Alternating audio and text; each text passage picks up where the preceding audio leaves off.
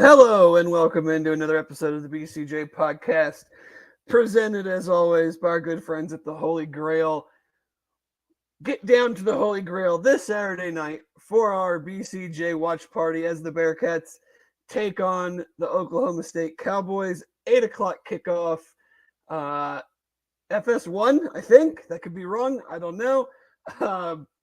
But head on down there, support the guys that have supported us for a long time. Great spot when you're watching. ESPN2. Oh, thank you, Aaron. ESPN2. See, I'm already off. This is Chad's job. But head on down there, check them out. Bengals games, Bearcat games, they'll have you covered. Ice cold beers, and maybe we'll get to see a Bearcats win. Maybe I'll show up and change the luck of things. But with that being said, we are joined by McLean Baxley of Go Pokes 247. We had McLean on in the preseason to talk about Oklahoma State. We're going to have him on again to talk about Oklahoma State. Appreciate him joining us. As always, the Big 12 look-ahead segment brought to you by Team Ticker. Fabulous piece for your man cave, for your basement. Tons of updates, scores, odds, plays the fight song, all sorts of good stuff. Aaron's got the Bearcat one. What's Chad's got what? The Seapaw? Seapaw, yeah. Seapaw, you can get them in Michigan State, Penn State. Still $25 off the purchase. Christmas is coming up. Perfect Christmas gift for the guy or lady that loves the Bearcats.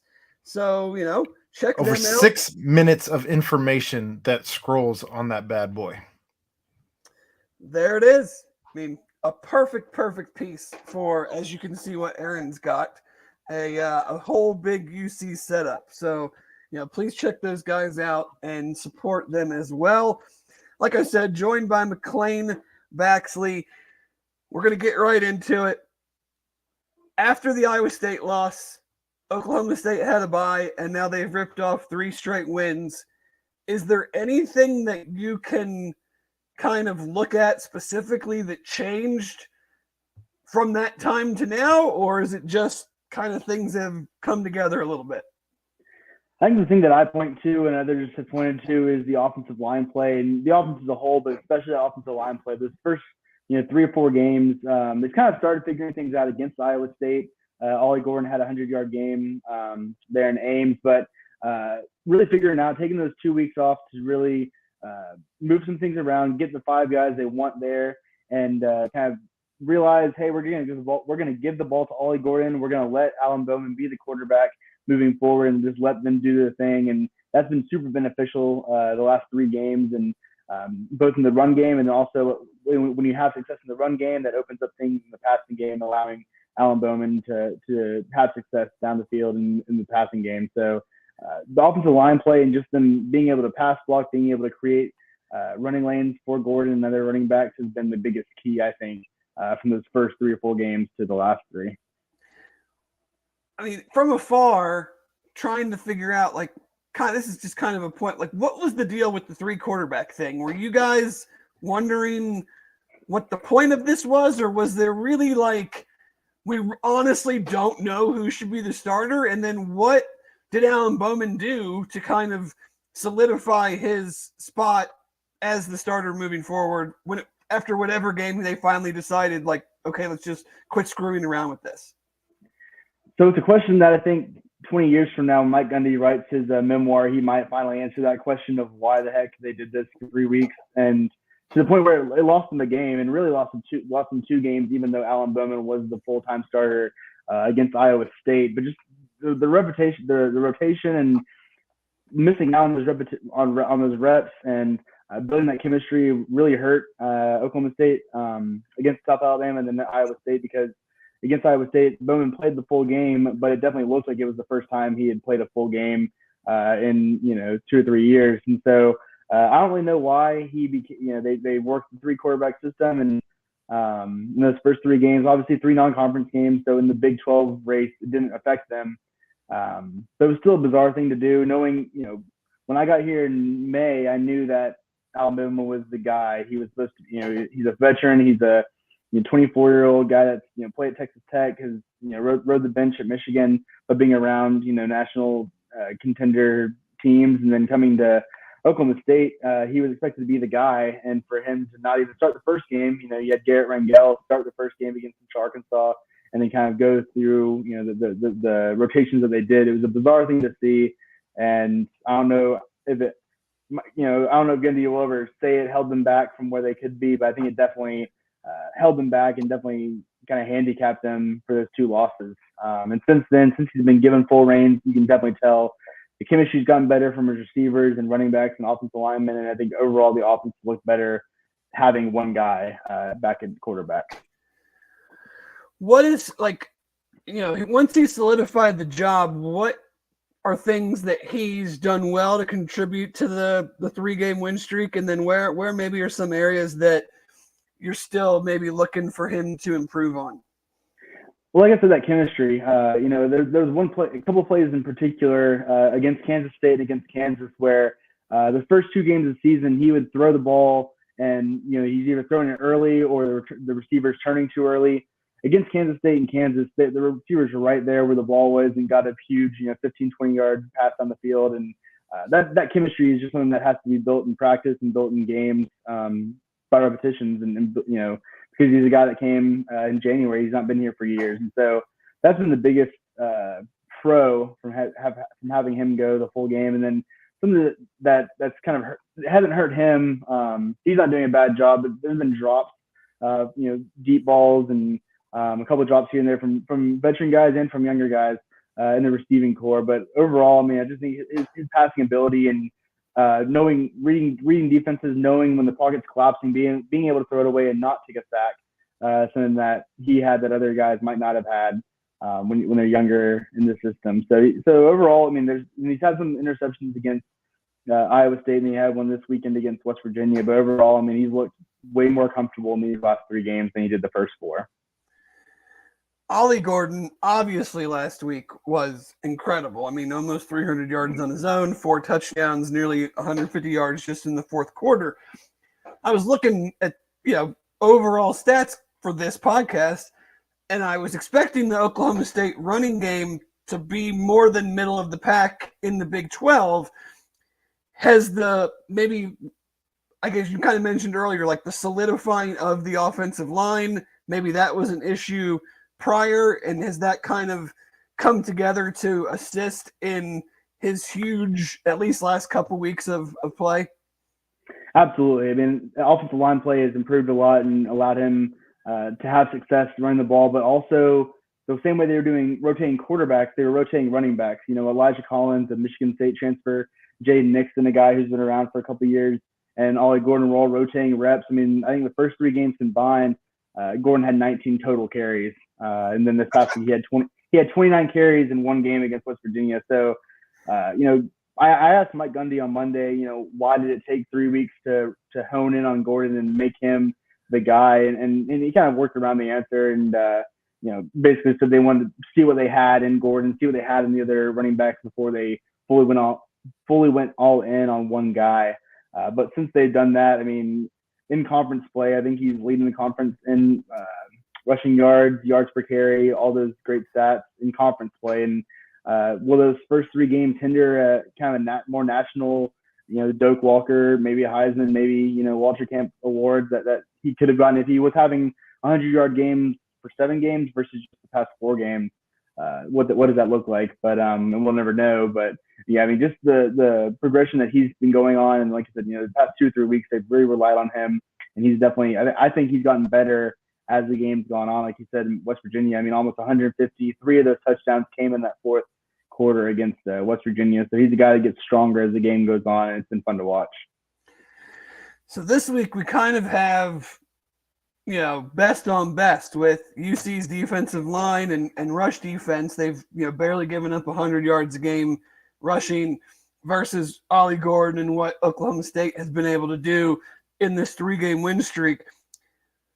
UC then has also in the past game given up a lot of big plays over the top. Do you think we're going to see best on best, or do you think Gundy will throw the ball more knowing that that's where UC is most vulnerable. Yeah, he definitely knows about the defensive line. I think that was one of the first things he said in his Monday press conference, that this was going to be the best defensive line they've seen all season. And so he's aware of that. They're talented up there, they're experienced up there, and the success they've had this season. So what makes Ollie Gordon even better is he is so versatile. So even if they can't, hand it the middle 20 times a game, they're able to hit him at a wheel route, hit him, in the slot, and get the ball to him. But they also have receivers that can do the job, and he's got a senior quarterback that can hit them. And so I think they'll still try to run I think the offense still works best when Ollie Gordon is involved in the run game. But I don't think they're scared to let Bowman fling the ball around, especially if they're having success, against the secondary and, having success with the receivers, most of which are veteran guys. Yeah, I wouldn't be scared to throw, that's for sure. Like I kind of said, UC's been pretty much unable, regardless of opponent, to stop the big play over the top in the passing game. Who are the Oklahoma State targets that are most likely to be on the receiving end of kind of your shot plays if those are able to connect? One of them is Brennan Presley. He a couple weeks ago was the Paul Hornung most versatile player of the week. He's a smaller guy, but he's very fast, very shifty, and can get into space. He's a veteran senior guy as well, and he's got speed to get down the field. And then Rashad Owens is another guy. He's probably their go-to receiver. He's a guy that played tight end some, played wide receiver some. Now he's a wide receiver, kind of a wide receiver one now that Deshaun Stribling went down a few weeks ago. But he stepped up in the big time. He's had a couple, big plays, a couple big, especially in the deep post routes and stuff. But them two, and then Jaden Bray is the third guy that poses a deep threat. He's got the speed to get down there to create separation. His problem is just catching the ball. He's had a couple of big drops in different games this season, especially early on in the season. And I don't know if they've tested him as much as they did in those first couple games of the season, but all three of those guys are capable of providing depth and providing attack in the passing game. Flipping it over to the defense, Oklahoma State's given up at least 30 in 3 of the 4 Big 12 games. Where is, if UC is going to find success on offense, where is the place that they have the best chance to exploit? The secondary is my go-to answer. I mean, the past 3 weeks, or especially against Kansas and Kansas State, two very run-heavy teams, Oklahoma State's goal was to just stop the run, and they did for the most part. And especially against Kansas, held them to under 100 yards rushing with that powerful duo running back.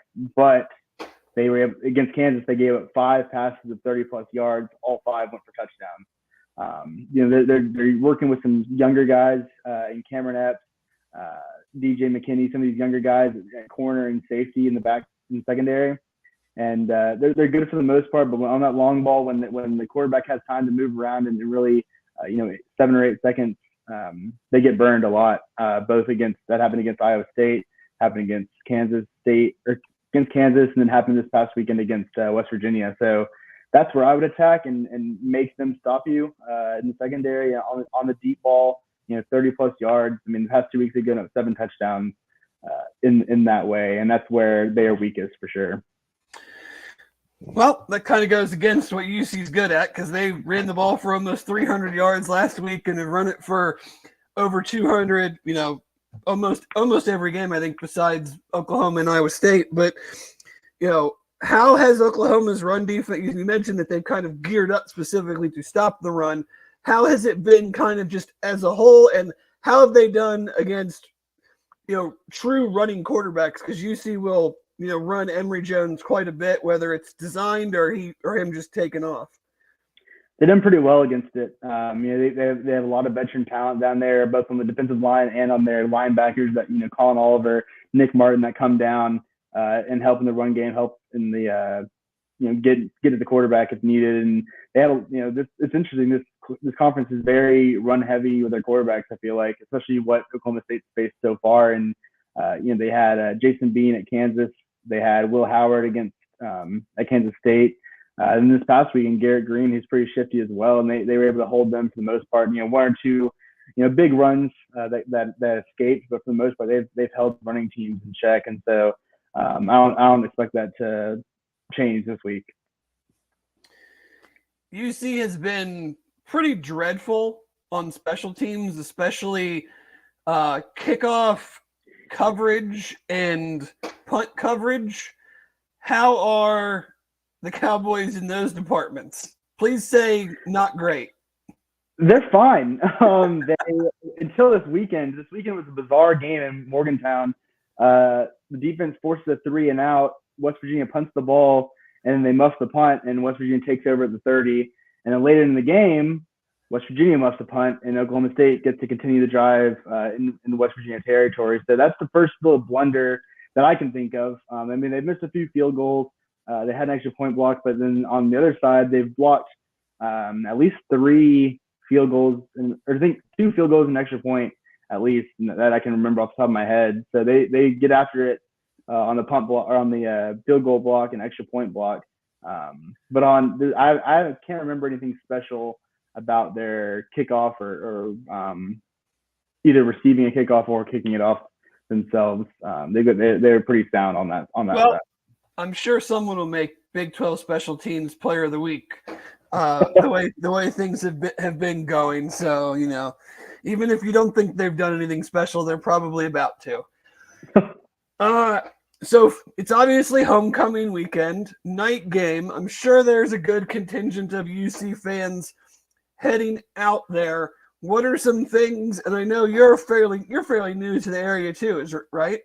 Mm-hmm. So as a newbie, and as you know, we got some new people coming out. What are some things that fans should check out? How's the tailgating scene? Is there any spots right around campus to go to? You know, just give us your pointers on all that. Well, yeah, this is my first homecoming at Oklahoma State, which is they call themselves America's greatest homecoming. Oh, wow, that's a bold claim. So Stillwater year-round averages between 40 to 60,000 people. This weekend they're expecting about 120 to 140,000 people in Stillwater. So it's a big deal. I know Friday night they're having the homecoming hoops, which is basically a big pep rally for the men's and women's basketball teams. I know Cincinnati are big basketball people with Westmoreland and everybody coming down. But that'll be Friday night in GIA, and then the tailgating seems pretty good. I mean, I come from SEC country, so I don't know if it's as good down there. And I was in Ames a few weeks ago, and Ames kind of blew me away. So it's kind of in the middle ground of being, non-existent and being really good. And around the stadium, especially, there's a good presence from fans. So the people are there. And I think they're very welcoming people, especially for new teams to the conference. They've been very vocal on. Our message boards I've seen them on social media and stuff being very, positive to the new schools. As long as you're not wearing crimson and cream, I think they'll be pretty friendly to the Cincinnati fans. Speaking of the crimson and cream, the maybe last ever Bedlam game is next week. Will we get a look ahead? Malaise-filled Oklahoma State team Saturday night. I think if they hadn't lost to South Alabama, perhaps. South Alabama came, they're a group of 5 team, came into Stillwater and dominated Oklahoma State. It was 33-7 final, an embarrassing showing, one of the worst losses in program history. I think they were getting caught because the next week they went to Iowa State, a place where they've struggled. And so I think they were kind of prepping for Big 12 play and kind of overlooking the Jaguars from Mobile and got beat. Had that not happened, I think since then they've taken every opponent seriously, whether that's a ranked team, whether that's a road game, or whether that's a home team. Since the bye week, they've really logged in and taking every opponent seriously. They know that despite the record, despite the what they've shown, the 5 or 6 games before them, they can anybody can win any day. And Mike Gundy especially talked about parity.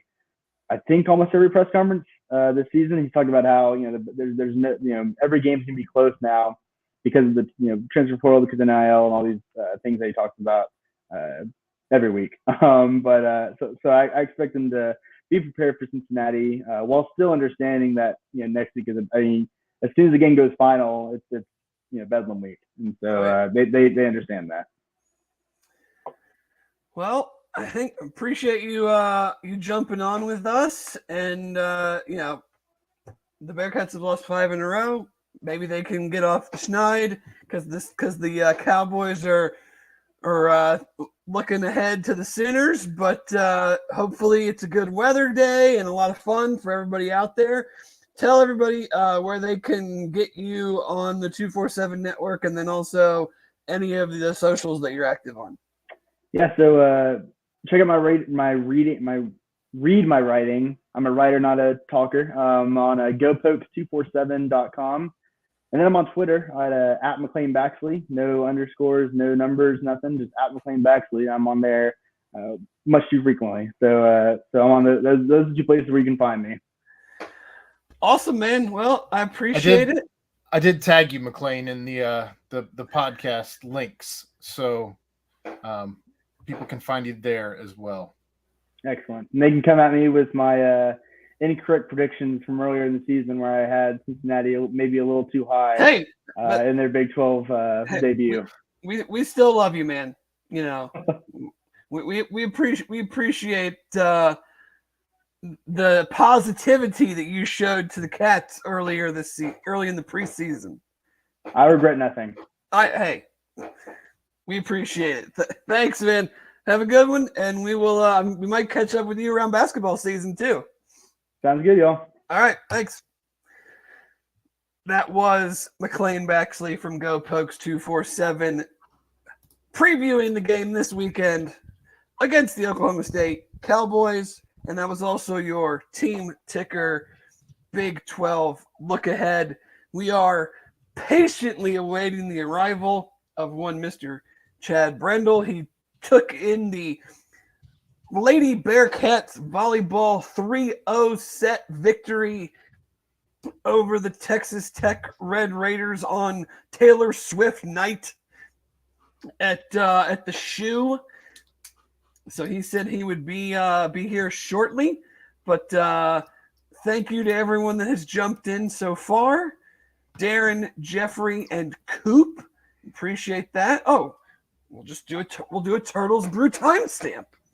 Aaron, do you have the Turtles Brew timestamp read? Because I sure don't. I don't, but I do have what we have as the ticker, and that is try Turtles Brew. You can get them at a ton of different places around the tri-state area. Originally initiated in Akron, I believe, but the only zero sugar, zero carb, gluten-free, bourbon-infused tea, many flavors Dave has tried, including strawberry mint, I think is one. I've not had the strawberry mint. I think that was like a new one coming out. I liked the lemon, just the lemonade tea one. Arnold Palmer, was my favorite. The Arnold Palmer, if you will. Yep.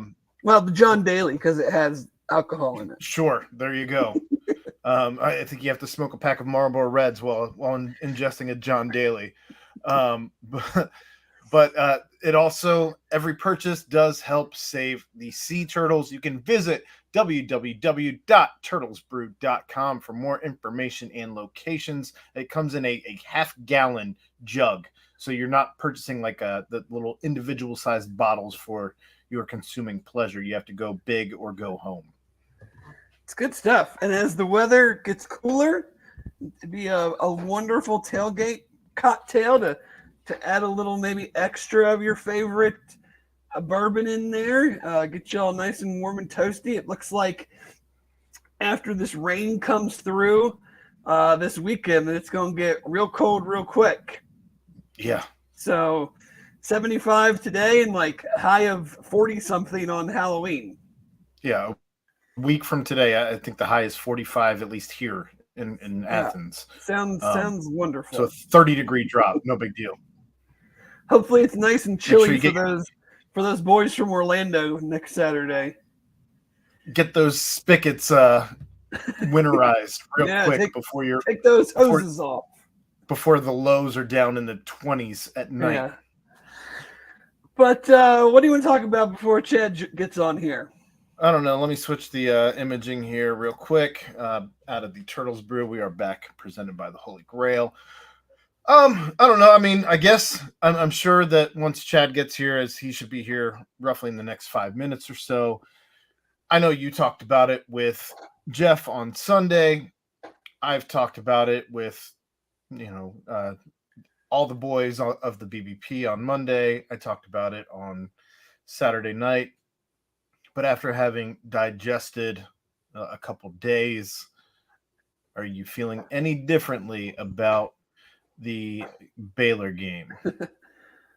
Not really. I mean, they obviously did some good things, but like we talked about Sunday morning, like they're just not good enough, regardless of who they're playing.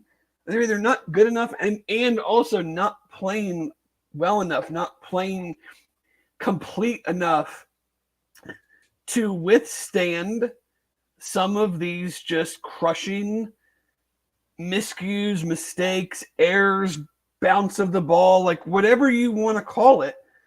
Like they are just, they're having some of the most, wild things happen to them. You fumble the kickoff and it literally just never even hits the ground. Just goes right into the guy's hands as he's, and then he just kind of like jumps over one of his own guys, I think, and strolls into the end zone. I mean, you're just, these are the type of things, whether it's poor eye discipline on a trick play where you have two guys just essentially as wide open as you can get.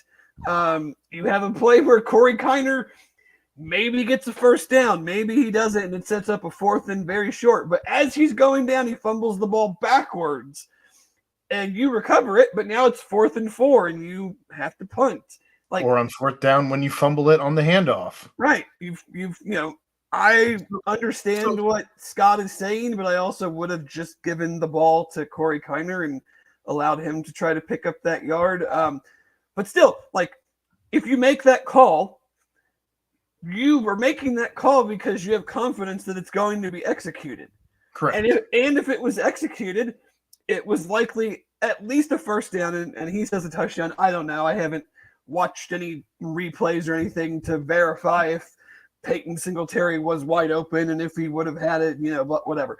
But like, that's 5 plays right there that we just mentioned that are not your common, like, we threw an interception, or, I mean, like, they're very out of the ordinary things that happened. Like, you don't see. At some point, you have to create your own luck, right? I think that's the difference between a Luke Fickell run team and what we've seen thus far this year. And of course, that's not me trying to knock Satterfield. That he had a lot in putting together an entire team. The continuity that Luke Fickell had year over year is not the same. Just compare it to the first season of Luke Fickell. And he did create his own luck a couple different times there, obviously, as Chad is the first to tell you they should have only won 1 game that season. Yeah. I mean, so yes, you do, like, if teams, like, you can't have just 3 interceptions 7 games into the season. Like, if teams are going to throw the ball that much, you need to be able to have more than that. And maybe they all don't end up turning themselves into touchdowns or whatnot, but they change the momentum of a game where they stall the momentum of the other team. If you like, flip the field, you have to be able to, not. I can't believe we're still talking about it, but like, not fumble a kickoff that's returned for a touchdown. You have to not basically screw up the mesh point on a very simple play that they run all the time, whether it's that play or not. They are running that type of read option play all the time. And it just so happens in that circumstance that they screw it up. Like,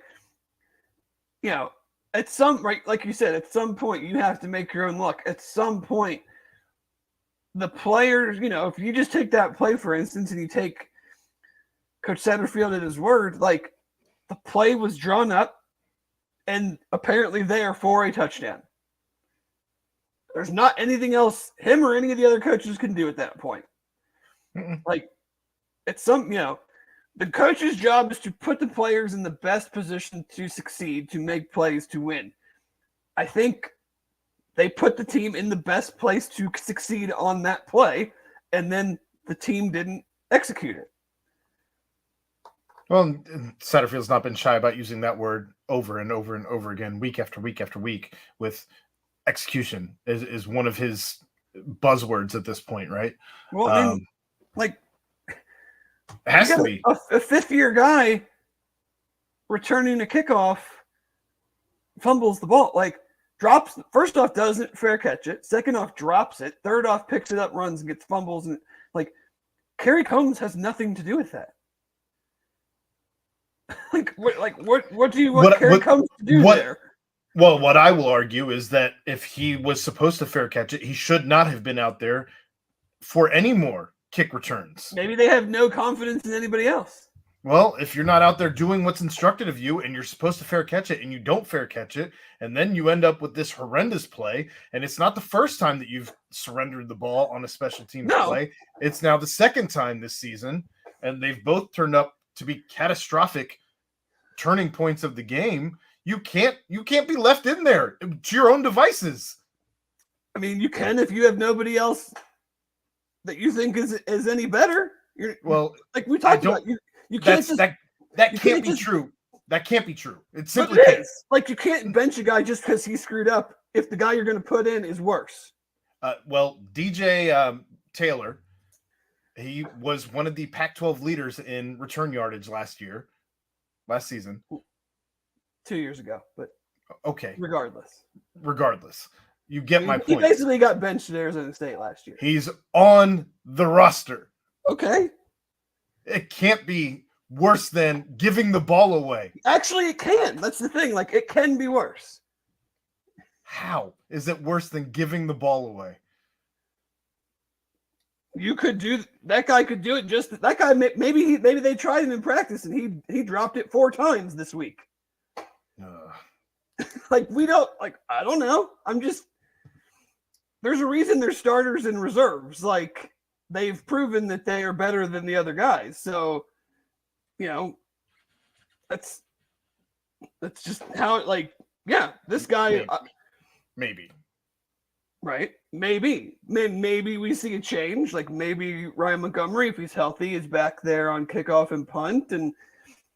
And I've been critical of, I don't really understand the Xavier Henderson thing on kickoff. Like, he doesn't really have, to me, he doesn't really have like the body type and running style that you look for in a kickoff returner.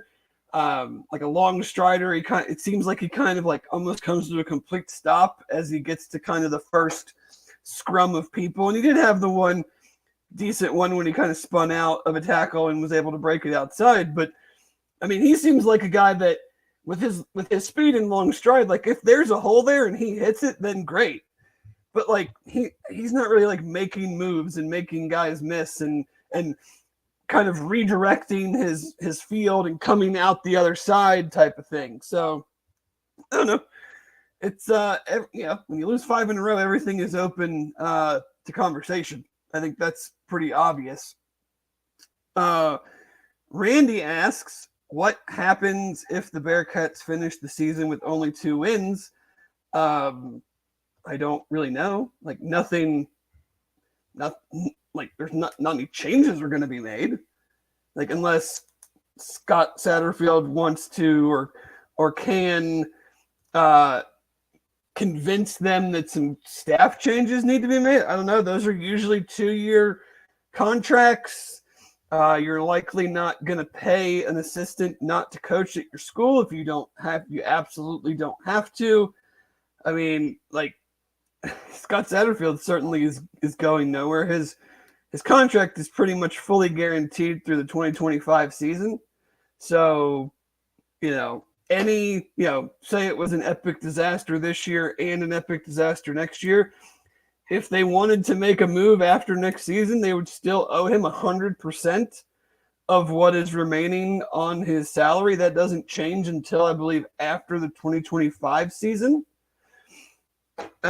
So, like, nothing really is going to, nothing from that standpoint is going to change. So I'm not sure, like, when you ask what happens, I mean, other than probably a lot of dudes transfer out and they have another big transfer class, but I think that's going to happen regardless of how the last 5 games play out. Like, you know, I don't know if it was on the board or if it was on Monday night or whatever, but like, I think Chad mentioned it. You know, if you were recruited by the old staff and you didn't really see the field this year, I think that's probably a pretty good sign that you might want to check out your other options. Because if you've already got 23 high school kids coming in and you know you're not going to make huge improvements based off of this current freshman class and next year's freshman class, then your huge improvements are going to come from returning guys who played a lot this year and more transfers, if that's going to happen. So, like, you know, if you're in the 21 class or older, I mean, even in the 22 class, really, and like you're not sniffing the 2 deep, outlook probably doesn't look great to be a Bearcat moving forward. And that's just kind of the reality of the situation. And as a new coaching staff, I'm, you know, we want to win, and they need to be allowed, and they will be allowed to formulate the roster in whatever way they feels necessary to win football games. So that's just how it works, man. Like, it sucks, but it's how it works. And I highlighted it on Sunday morning. Like, 18 of the 21 and 22 recruiting class, 18 guys are not even on the roster now. And several of those weren't on the roster before Fickle even decided to leave. So it wasn't like a 100% mass exodus from those 2 classes when he decided to take the Wisconsin job. And so you have very few guys in those 2 classes that are starting or contributing. And like, they're, especially next year, those are supposed to be the guys that are making up the majority of your starting lineup and your top tier, you know, depth pieces. And I think that's kind of why they're not hesitant to have so many kids in this newest recruiting class, as you're currently looking at 24 commits, I believe is the number, with the 2 flips yesterday, 2 days ago, whatever it was, Monday. Yeah. No, I guess I take it back. They did add Barber, so now we stand at 23. I felt like anyway. Yeah, I mean, they, you know, I don't think there's been a point where I've looked down watching the game and been like, you know, these guys are totally overmatched, but they're still trying to build a much bigger team.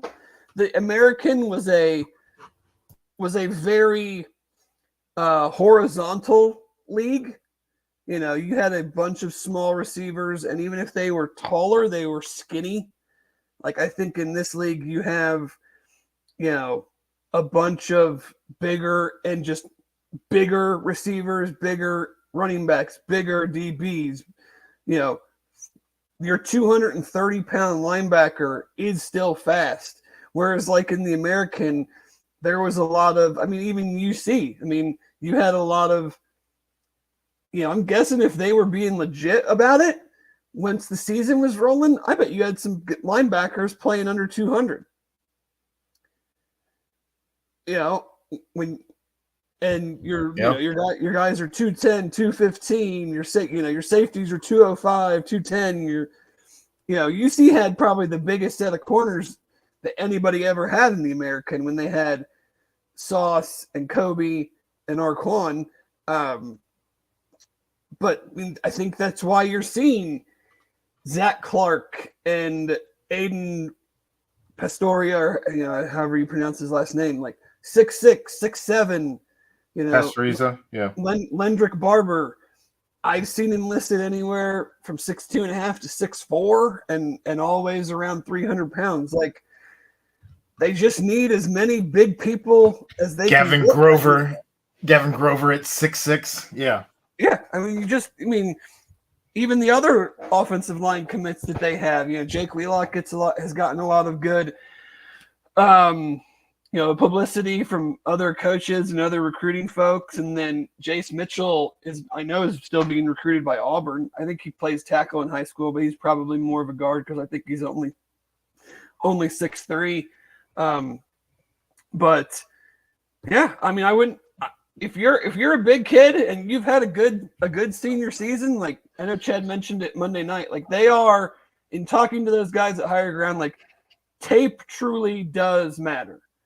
Like I think there are some players that fans would love to have that I have a feeling have not really had great senior seasons, or at least in their eyes have not produced great senior tape.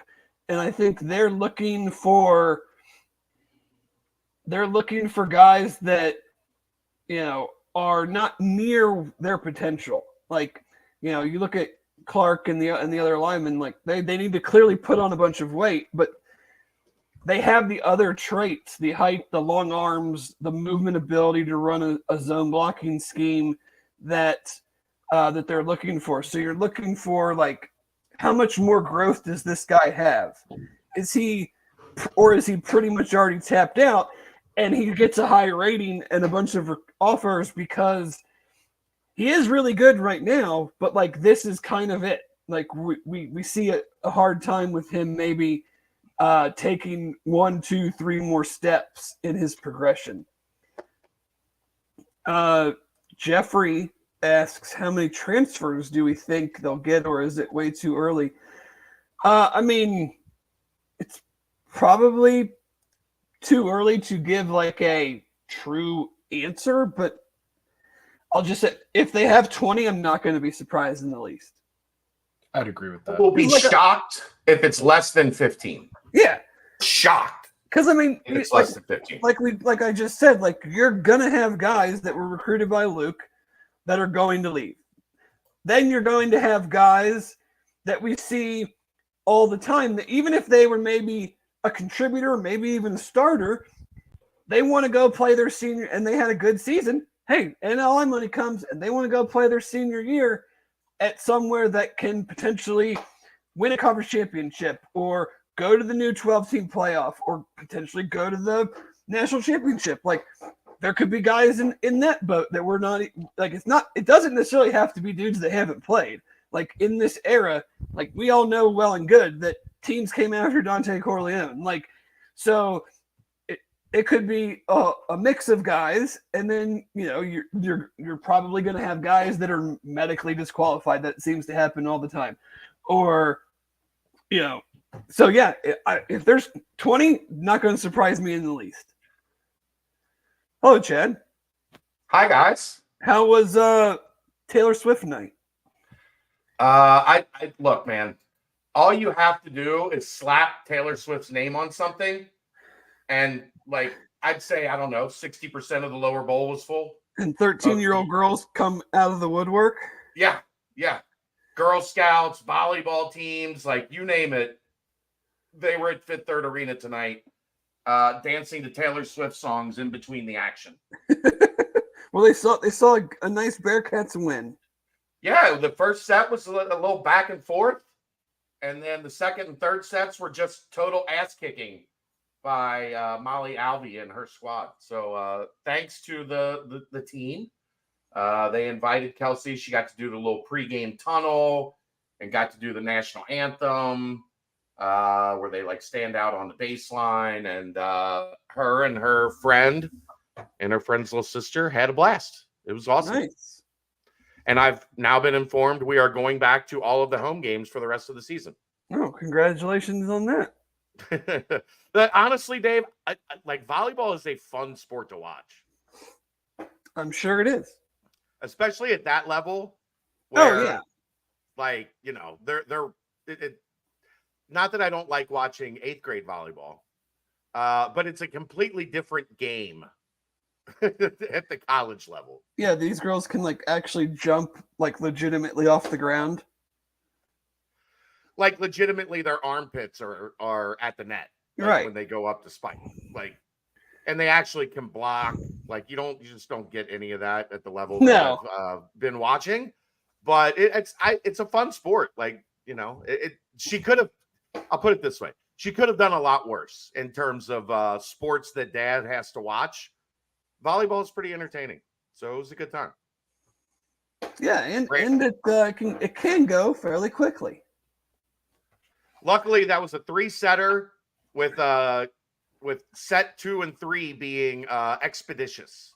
Yeah. Or else I was looking at it going, look, if this is like a 4 or 5-setter, I don't think I'm going to do the podcast tonight. Like, I don't think I'm going to get back. What happened to what you told me the other day of we're just going to leave after the 3rd set? Yeah, well, Dave, unfortunately, I'm kind of not the boss in this household anymore. I mean, we would have come up with something if it was going to go 5 without question. But fortunately, like they wrapped it up expeditiously, and we were in the car by 7:45, and then had to drop Kelsey's friend and her sister off, and got home as quickly as possible. And then my computer didn't want to start, so that was great. Well, that's all right. I had you on in the car. Lovely. I subjected teenage girls to the BCJ podcast, which my apologies. Yeah, they just were on their phones. They didn't. Oh, I'm sure. They pay no attention to what Dad's doing anyway.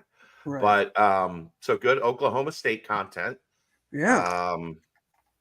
I guess we'll get to the Simone family tailgate now. What? We have a lot of. We're not. It's a road game. That's right. It's a road game. So we're not even doing that. Look. This is the worst part about like these nights is all of a sudden you're just jumping in like kind of frazzled. But so we won't do that. I will be at the Holy Grail Saturday night. Well, I was wondering, should I show up to try to like break this momentum? And I mean, maybe it might be time. I can't really make it any worse, right? No, if they lose, like, okay, not my fault. They've already lost 5 in a row. Can't pin this one on me. There's no bad juju associated with you showing up and them winning or losing. Yeah. So, I mean, I was also informed that it'll be a heck of a night for sightseeing, as it is essentially the Halloween street party at the Banks. So it might be a pretty good night to be downtown. Can I dress up? If you would like. What should I go as? I don't know. I mean, I think I know what I'm doing. What are you doing? Oh, we're gonna put on a big wig. Oh, are you going as like Disco Inferno? No, Bob Ross. Oh, okay. Yeah. Just go as Bob Ross. Are you gonna bring like a paint setup and everything, or? So I had one, and I went to a Halloween party Saturday night, and I left it there. So I don't know how much effort I'll put into it, but I might bring the wig. I mean, I wore the wig on Monday night. I wore it last night for a little bit on the nightcap. I think it looks kind of good on me. Yeah. Oh, yeah. Looks good on you. You get a free bowl of soup with that? What's up, Lambeg? But no, I probably won't dress up. But it's not really. I'm not going to dress up. It's not really my thing. Me either. I just was invited to a Halloween party, so I had to do something, and I came up with Bob Ross because I figured that would be the lowest maintenance Halloween, like jeans. One year in flannel. Yeah, 1 year in college, I went as holy shit. There was a costume where you looked like a poop, and it had a cross and like a halo over your head. So I did that 1 year. I went as a UPS driver 1 year. One of the guys at the party was a bottle of Fireball. I do like that. And he just had a pouch of Fireball that he was just handing out to people, like the little travel things of Fireball all night. But yeah, so come join me. It should be a good time. I'll think about it. I'll think about it. I think George is going. Okay. And you and George throwing him back could be epic. I might need someone to drive me home then. That's right, me too. That's the only problem. I don't think your wife's going to come pick you up. Well, no, because who the hell? No, absolutely not. She'll be And long asleep by then. that's a heck of an Uber ride to your house. Yeah, and then I got to go back to get my car the next day. So, Yeah. On a Halloween block party, so the fares are going to be outrageous. Yeah. Yeah.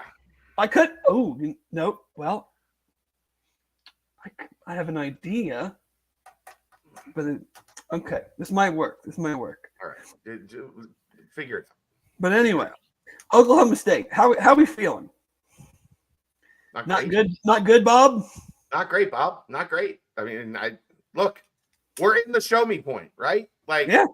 Do I think they're capable of keeping it close? Yeah, I do. I mean, do I think it could be a blowout? Yeah, it could be that too. If you give me 3 options, Oklahoma State big, or 4 options, Oklahoma State close, Cincinnati big, they would go in that order. Oklahoma State big, Oklahoma State close, Cincinnati big. Yeah. And it's just frustrating. I have been thinking about something, Dave. Okay. And you can help me with this exercise because I don't have, maybe I can find it after we start talking because it was something I've been kind of thinking about today. Everybody asks, I've heard a lot of people say, like, how could it go from the Cotton Bowl season to this in 2 years? I mean, like, I have a pretty good idea. What would your pretty good idea be? Like, how many starters from the Cotton Bowl are still on this team? Forget starters. Players? How many people that played in the Cotton Bowl are on this team? I think there were 2 starters. If I had to guess, I would say less than 15. Oh, way less than 15. The 2 starters that I've come up with, Jawan Briggs and Mason Fletcher. Yeah. Malik Vann, Ryan Montgomery. Malik Vann was out. Didn't play. Right. I mean, like, he was on the team, though. I'm talking about played. How many people played on the Cotton Bowl team? Ryan Montgomery. Ethan Wright. Brian Threats played special teams. Taj Ward. Deshaun Pace. Did I say Ryan Montgomery? I did, yep. Okay. Bryce Burton. How about Bryce Burton? Shout out Bryce. John Williams. I forgot John Williams. Yep. That was one I forgot. And Kason Pfeiffer, the long snapper. So your core special teamers. Yeah. But and like 10 other guys. Was it 10? Was that I don't know. I wasn't counting, but I'm ballparking it. But this kind of amplifies the point I made Monday or Sunday morning and you made Monday night, is like the classes that were recruited leading into that game have not really produced anything. And those are supposed to be the classes that you have, if not the bulk of your starters, like they're still younger guys. So maybe not the bulk of your starters, but like the bulk of your 2 deep, the bulk of your contributors, the bulk of like, this guy's close. He's just waiting for that opportunity. And now he gets the opportunity because the guys in front of him aren't there anymore. And now he's going to flourish. And we don't have that right now. So it's not like a hard exercise to figure out how you can do that. Here's the other thing. Go down the list of starters in that game. Ahmad Gardner, NFL. Kobe Bryant, NFL. Jawan Briggs is going to play in the NFL. Myjai Sanders played in the NFL. Curtis Brooks in the NFL. Darian Beavers in the NFL. Desmond Ritter in the NFL. Jerome Ford in the NFL. Brian Cook in the NFL. Leonard Taylor in the NFL. Josh Wiley in the NFL. Alec Pierce in the NFL. Tyler Scott, NFL. Trey Tucker, NFL. Are you sensing something? Dave Simone, draft guru. How many players from this team will play in the NFL? Oh, let's see. Briggs, Corleone. It's too early to say. Jack Dingle.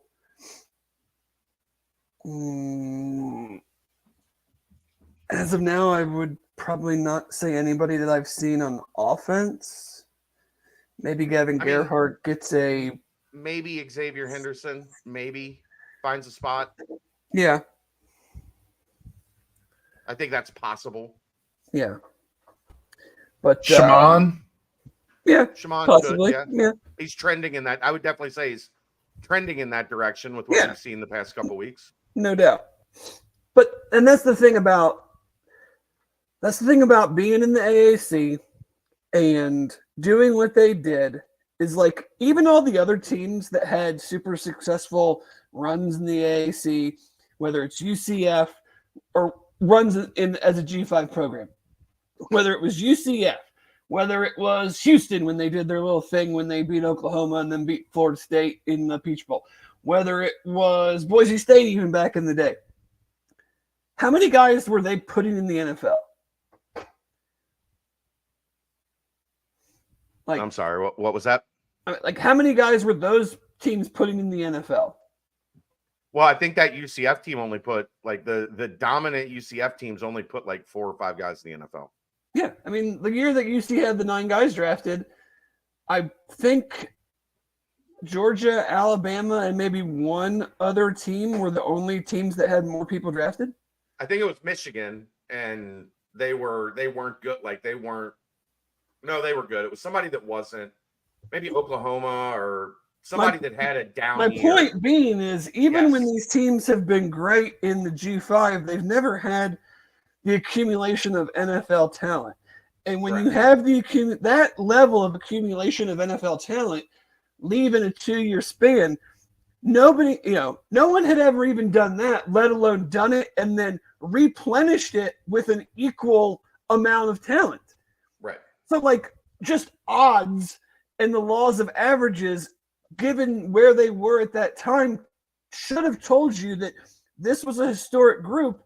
And regardless of how good we felt about Fickle or recruiting or whatever, that it was highly, highly unlikely that they were going to be able to replicate that level of talent and development, because all those guys did not come in as stars, for sure. So they developed them. But, like, what were the honest to God real chances that they were just going to do that again with 2 more classes right after they did it? Even with all the momentum, even with what are the real chances that that would have happened? Essentially, David, they hit the lottery. Well, yeah. Because, I mean, you found great players who you could also develop. Now, you might have had some great players coming in, but maybe you didn't develop them as well because they didn't want it as bad, air quotations, whatever that, or had injuries, or didn't love college, didn't love ball. Any of the reasons that guys don't pan out. Here's another real reason, Dave.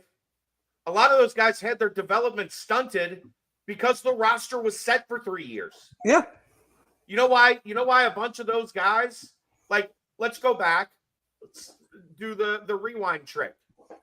Mark D'Antonio. You know why a lot of Mark D'Antonio's guys turned into stars for Brian Kelly? Because they played one of for the freshmen. Youngest teams in the nation, Mark D'Antonio's second year.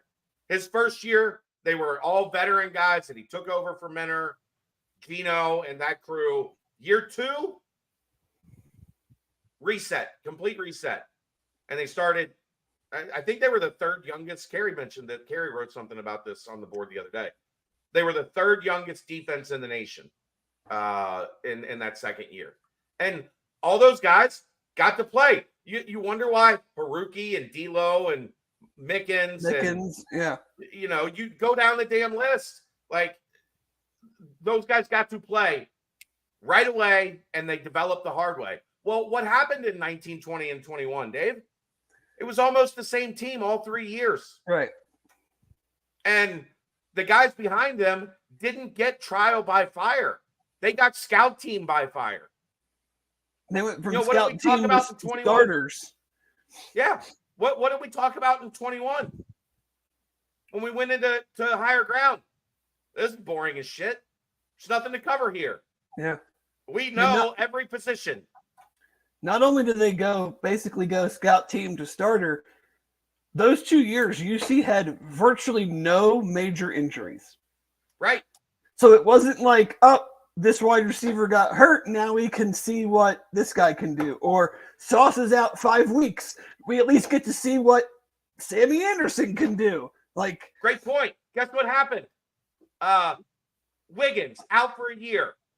They plug and play. Javon Hicks led the American in interceptions because he got the chance to play. If Wiggins didn't blow out his knee for the second time, guess what? Hicks doesn't get that opportunity. And maybe he doesn't develop into an all-conference level player. So there are so many factors that played into this. And now essentially is paying the piper on that. Yeah, I mean, people don't want to hear that, but it's the goddamn truth. The bill has come due, so to speak, in the sense of you did something and I'll argue to the hill on this. Like, they did something truly historic. Yes. Like, the 14 playoff, under no circumstances, was ever set up for a team like UC, like anybody else, to make it. No.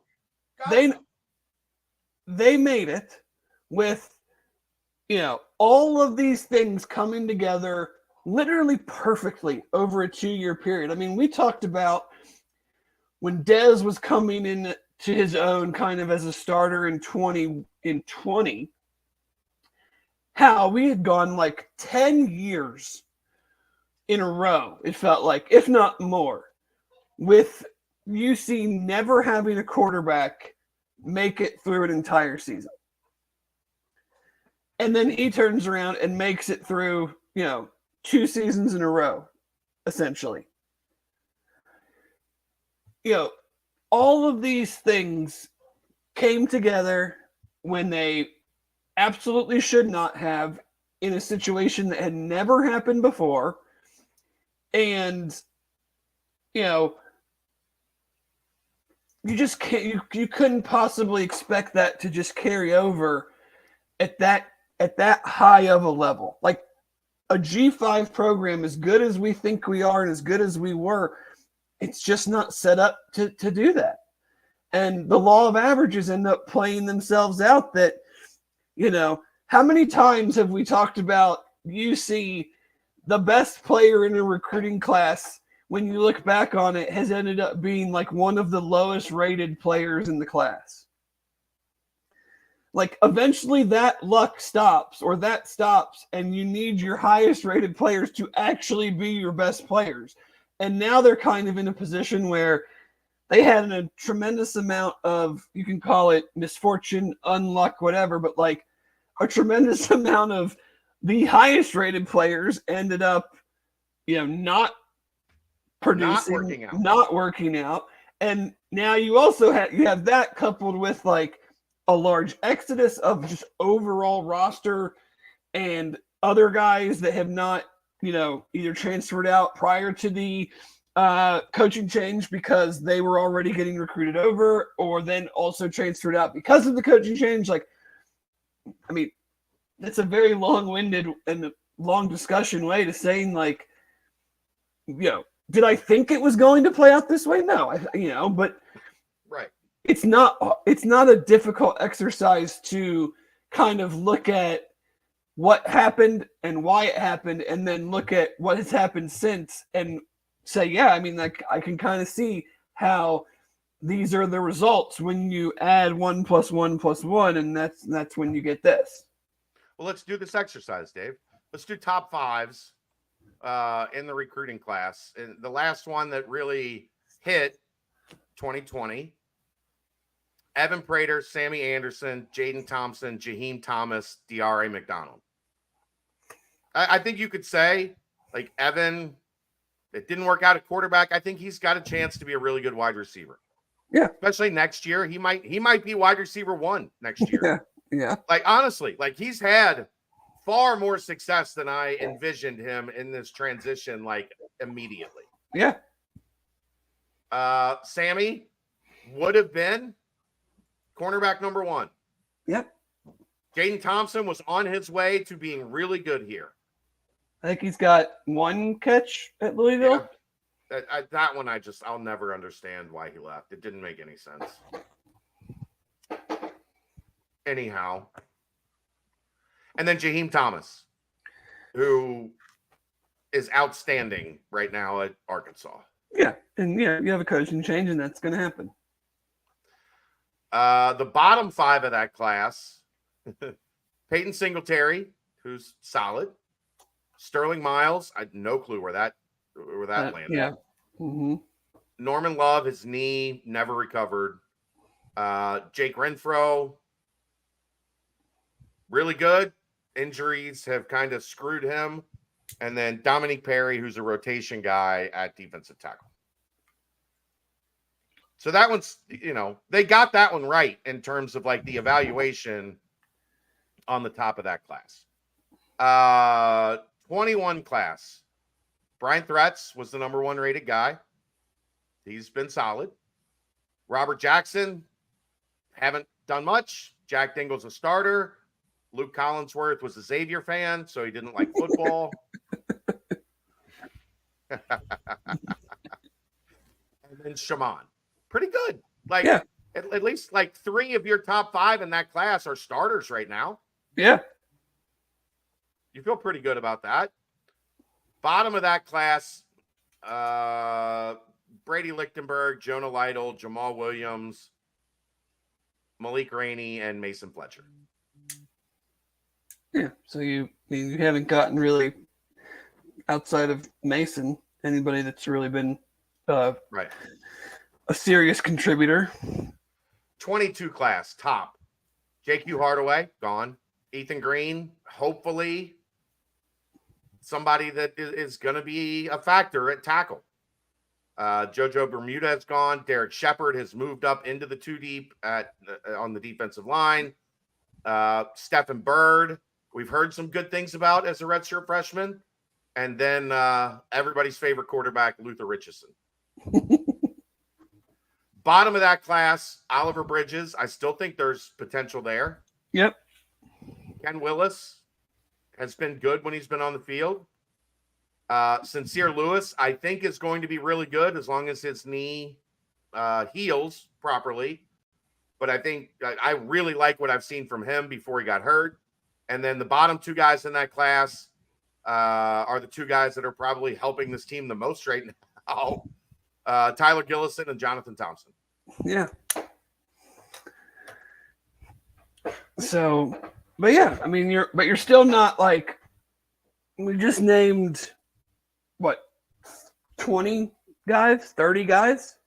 5, 10, 15, 20, 25, 30. Yeah. 30. And we've got like maybe 5 starters out of that. Right. Yeah. It's a problem. Like, and some of it, some of it is the coaching change. Some of it is, I do think that there was a definitive adjustment period, call it a drop off, call it whatever you want, when Freeman and Chad Bowden left. I just, you look at what happened right before then and what happened right after then. Go back, like that 20 class was when they were leaving. Like that class signed before those guys went to Notre Dame. And hit, like that had some dudes. And then it took a little while for Pat and Max to get going, and then they left before they really, I thought the 23 class was them hitting their stride.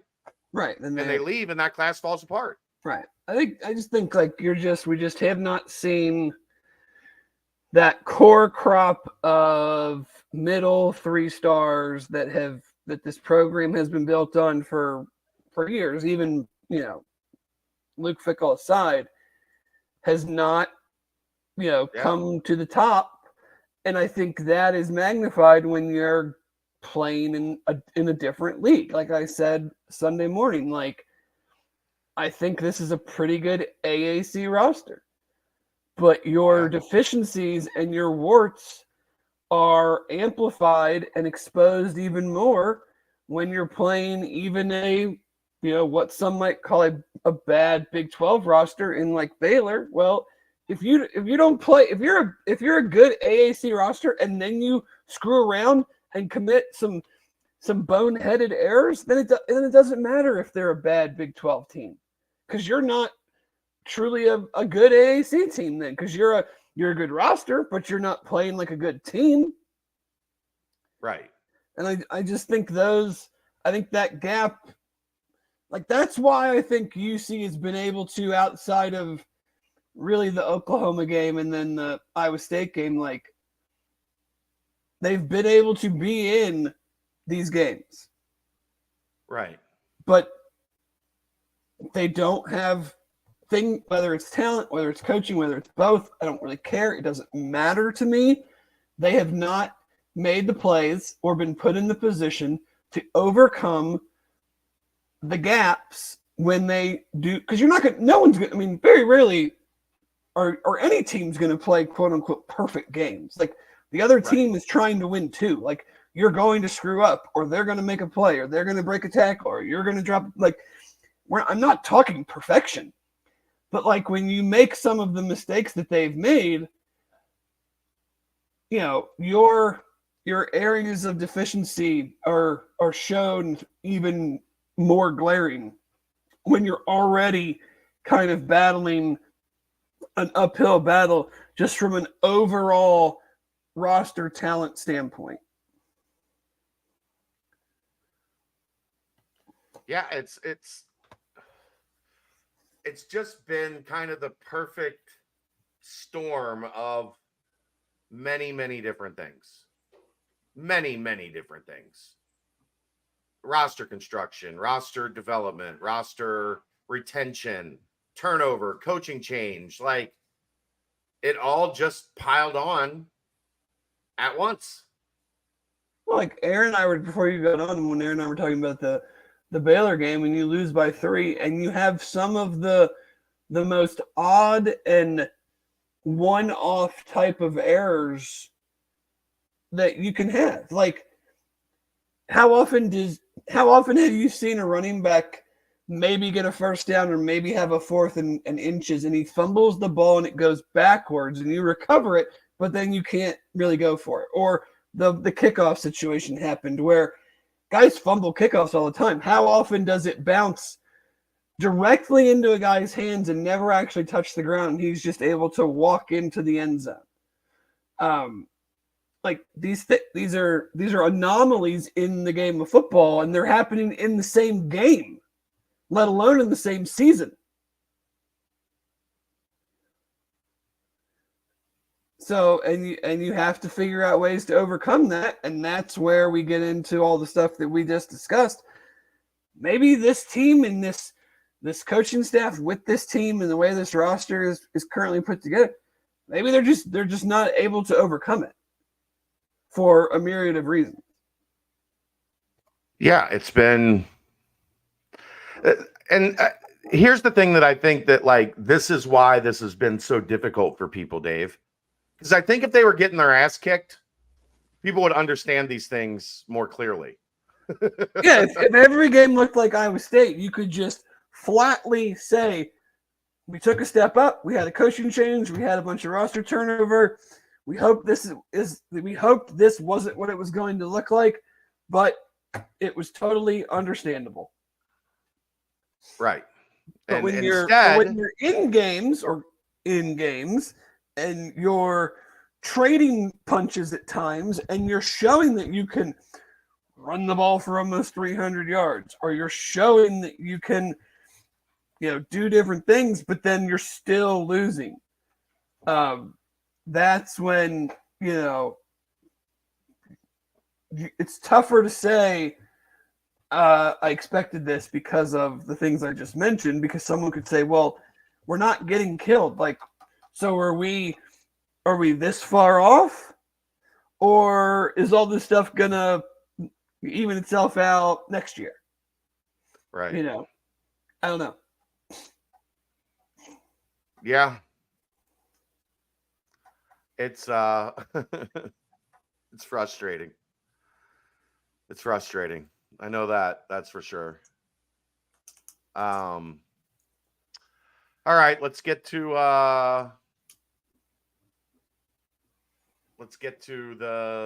the other news of the week. And I know you were upset yesterday. You want timestamp first? Yeah, we'll timestamp. Are we done talking about Oklahoma State? I don't have any. Do you have any more to add about Oklahoma State? They're bad against the pass. We're bad passing. I know. So that's why I asked McLean. I was like, please tell me you're not good against the run. But yeah, they've given them the most passing touchdowns in the league. They have the lowest passer rating allowed in the league, the second lowest yards per attempt allowed, and they're not good on kickoff or punt return. They're 13th and 14th in kickoff and punt return. Yeah. So maybe we won't, put somebody on the Big 12 Special Teams Player of the Week list this week. But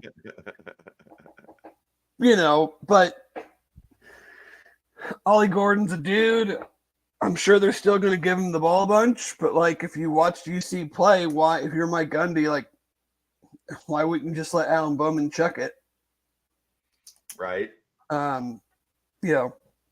I just think you have one team that is feeling very, very confident about the way they've played the last 3 weeks. And you have another team that obviously doesn't. Yeah. Lord, let's hope they're looking forward to Oklahoma. They might be looking forward to Oklahoma, and it might not matter. Might not matter. Yeah, you're right. You're right. Yeah. All right, let's go ahead and timestamp that. The timestamp is brought to you by our good friends at Turtles Brew. 0 sugar, 0 carbs, gluten-free. It's a bourbon-infused sweet tea with cherry lime, raspberry peach, orange vanilla, strawberry mint, and lemonade tea. There's over 50 locations in greater Cincinnati. All you got to do is visit turtlesbrew.com for information and where you can find it nearest to you. A portion of the proceeds go to Save the Sea Turtles. They are in Cincinnati, Toledo, and expanding now in Central Ohio. And Aaron, the company is based in Cincinnati. They just are also operating in other parts of the state. Okay. There it is. Yeah. Just helping you out.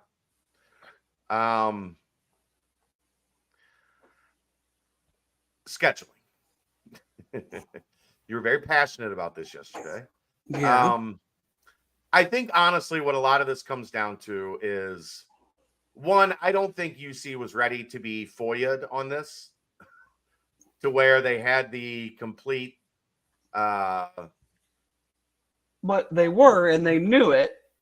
No, I think they were surprised. You can't be surprised that someone you have to ask someone for, a person has to provide that information to somebody else. So how can you possibly be surprised? That's not an athletic department thing. That is a university thing. And I don't think that got back to the athletic department that information had been FOIA. Well, then that's a bigger issue. No, you think communication problems in a university are a surprise? I mean, if someone FOIAs you, you should probably let the department know that, hey. We also don't know if it came from UC or if it was FOIA'd at Nebraska. True. I know UC was caught off guard that got out yesterday, because I think there were pieces and parts that were still contracts being finalized, and right. I don't even think Western Kentucky, I don't think that buyout had been finalized. I think they had informed Western Kentucky and Ohio that they were buying out of those, but I don't think those contracts were I don't think it was right in the this is complete phase. Yeah, sure. So I think there were a lot of things that happened yesterday that created a little bit of confusion. If you saw, there was an article that went up. Keegan and I I had a chance to talk to John Daniel, who's the associate AD for football, and he explained and kind of let us know why and how all of this was happening. You don't have to like it. You don't have to agree with it. But what it came down to ultimately, and he was very open and honest about this, is and just for the record, I'm in both of those camps. I know. You are going into the Big 12. You are adjusting from 8-game schedules to 9-game schedules. You are adjusting from 8 games in the American Conference to 9 games in the Big 12 Conference, where there are no more weeks off. Things like road games at Western Kentucky and road games in Athens, Ohio are no longer wise business decisions for Cincinnati. No problem with that. In order to make those things go away, there is money involved. And then in order to schedule replacements, there is also a lot of money involved. And very clearly, whether you agree with them or don't agree with them or whatever the case may be, they felt like moving the Nebraska game. And it also could be, and this would have to be something the Nebraska people would have to confirm. Nebraska could have very easily said, like, we're not coming to Nippert. If you want to continue, because basically all of that stuff that happened in COVID, like those contracts are essentially voided. And they're not technically on the books anymore. Cincinnati had this agreement in place. They wanted to rework it very clearly. It would be interesting to know from Nebraska's side if they said, we'll play you neutral in here, but if not, we're not going to play you. And then Cincinnati would have had to have gone out and find another Power 5 to fit into that slot in 2025, which, if you know a lot about football schedules, people are like, the 2025 slots have been done since 2015, the way these people do these stupid contracts. But I think they kind of saw a way to kill 2 birds with 1 stone. We can still buy out Western Kentucky, still have 7 home games in 2025, and do this neutral site game where we project that we're going to be able to make substantially more money than we would have made playing a game at Nippert. That is going to allow us to balance the books with all of the other things that we now have to pay for.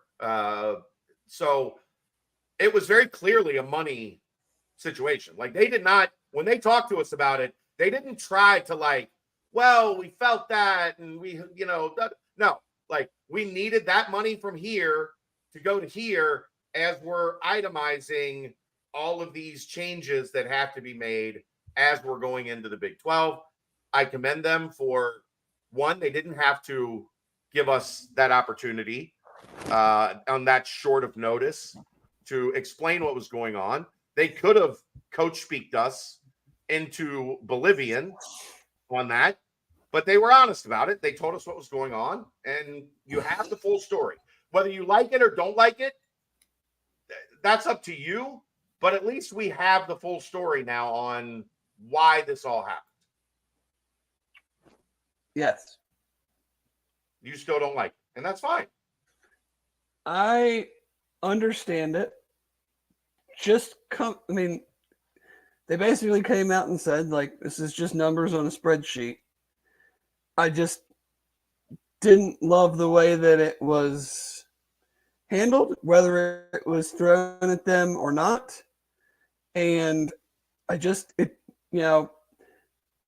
it, man. College sports now, it feels like everything is just about the money, and I have accepted that. Like, college sports is not what we knew it to be 5 years ago. Certainly not what it just as a, like, you and I sit here and we talk about this. I do not, quote unquote, cover the team like you do. I am a fan. Yeah. And from a fan's perspective, I don't like the way that this all came off. I UC is in a power conference, and they've now been able to make it work where they have 7 home games. My question is, why not have 8? Because And they'll like say, well, if we had 8, we wouldn't be able to make.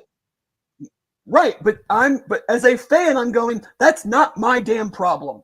My problem is we get 6 or 7 home games a year. Out of 52 damn weeks, we get 6 or 7 weeks, and you took one away when you did not have to. You chose to because money was more important, and that's fine, but that is why I do not agree with it. Because you could have had 8. You could have told Nebraska, go fly a kite. You could have scheduled somebody else as an 8th home game. You wouldn't have made as much money as you would playing in Indy. But guess what? All your fans wouldn't have been fucking pissed off yesterday because at first they thought you were only going to have 6 home games. Like, we don't care. Like, Nebraska is fun and cool and whatever, and they haven't won shit, and I don't care about getting into the history of it. But, like, if you told me, David, we can play Nebraska in Indianapolis and have 7 home games, or David, we can literally play anyone else that plays Division I college football and have 8 home games, I would say play 8 home games. As a fan, that's what I want. That's fine. But that's not they still have a budget to balance. They still have issues that they have to handle. Sometimes it's not an amateur take, Jeff. Like, I guarantee you more people are on my side of this than are going, yep, hey, all that matters is them balancing their books. That's not how fans look at the sport. If that's how you look at the sport, then I don't know what to tell you. Like, well, but Dave, here's where I disagree with that. Here's where I disagree with that. Why did everybody want in the Big 12? Why did everybody want in the Big 12? Well, why did I want in the Big 12, or why did some people want in the Big 12? Well, I wanted in the Big 12 why was it critical to get in the Big 12? To play better teams. No, money. Well, no, are you asking me or fans that care about why was it critical to get in the Big 12 in the current college landscape? Yeah, money. Look, man. But Chad, I was a fan of the team when they were in Conference USA and the Great Midwest, and like, I don't care. Like, I don't care. I want to watch my team play football games. And this is an opportunity that they had to play an 8th home game, and they chose not to. And that's fine. They can run the damn athletic department however they deem worthy. Correct. And I hope they make all the money they think they're going to make. Well, it's not they're not going to make any money. They're the money on the game in Indy. Yeah, they're using the money to balance the scheduling aspect, the budget line that is scheduling. It is, whether we like it or not, it is business. Yes. As soon as TV contracts started skyrocketing and conferences, people started jumping around and everything happened, it is business. It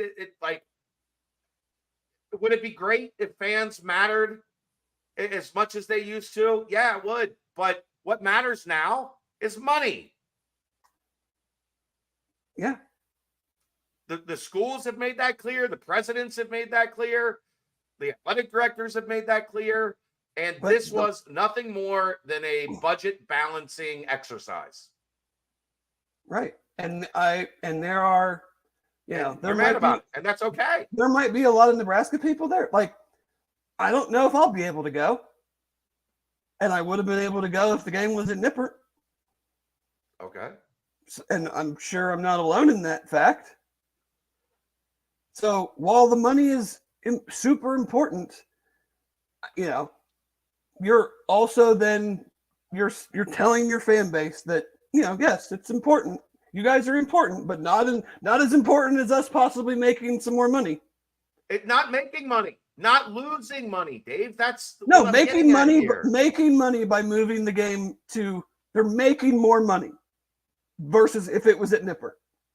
Yeah, so that they don't lose their ass because they have to move these other games around. Yeah, well, there's other stuff. I don't need to talk about, really want to talk about it. There's other stuff they could have done. They just chose not to. What could they have done? I'm interested because these people, it's what they're paid to do. Well, they didn't have to cancel the Western Kentucky series. Well, they had to cancel one of the games because they had too many games that year. No, they don't. They had 3 next year. In 2025, they had 3 non-conference games. 2026. Yeah, 4, cancel right? cancel the OU game. That they did. They didn't have to cancel the Western Kentucky series. Then they wouldn't have had. Then they wouldn't have had to pay money. Right. I'm just saying, like, they didn't have to. They felt like they did. They didn't have to. That could have been a standalone thing that had nothing to do with it would have been a road game at Western Kentucky.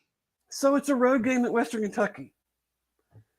We're used to it, man. Like, would you rather play Western Kentucky at Western Kentucky or Nebraska in Indianapolis? They're not in line with. They don't have to do one or the other. They could do both. How? Because they're not even in the same. Well, then they would have.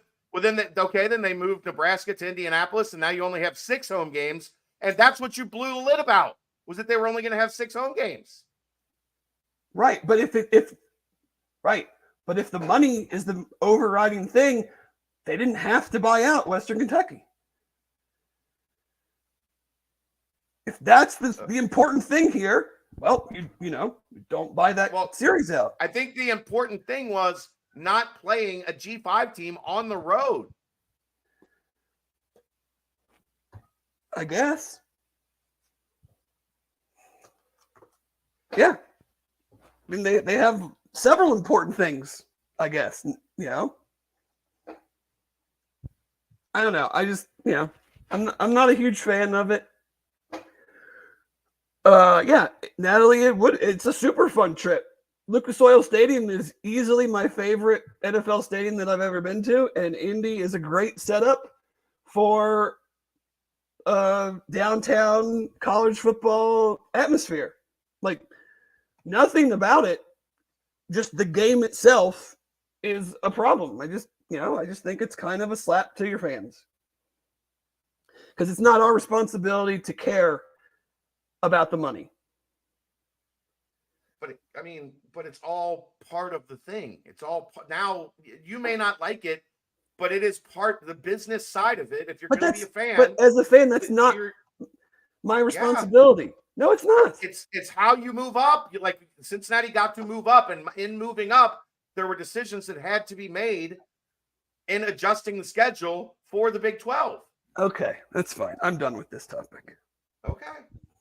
I'm just like, look, it's part of this thing. It's the untalked about part of conference realignment and all the movement and all the money that's involved now, and everybody chasing as much money as they can get. Yeah, the fans, at some point, everybody's fans are at, kind of in the mix at the expense of that. It's not great. I don't love it, but I just operate from an understanding of this is what it has become. Right. It is. If you hate that, that's perfectly understandable. I don't think this part of it is what the sport has become. I do. The problem is you just don't see it much because... Then if money's so important, why don't we just play 3 road games for a non-conference and just make a ton of money? Because they're trying to act like a Big 12 team. They're not trying to act like Miami of Ohio.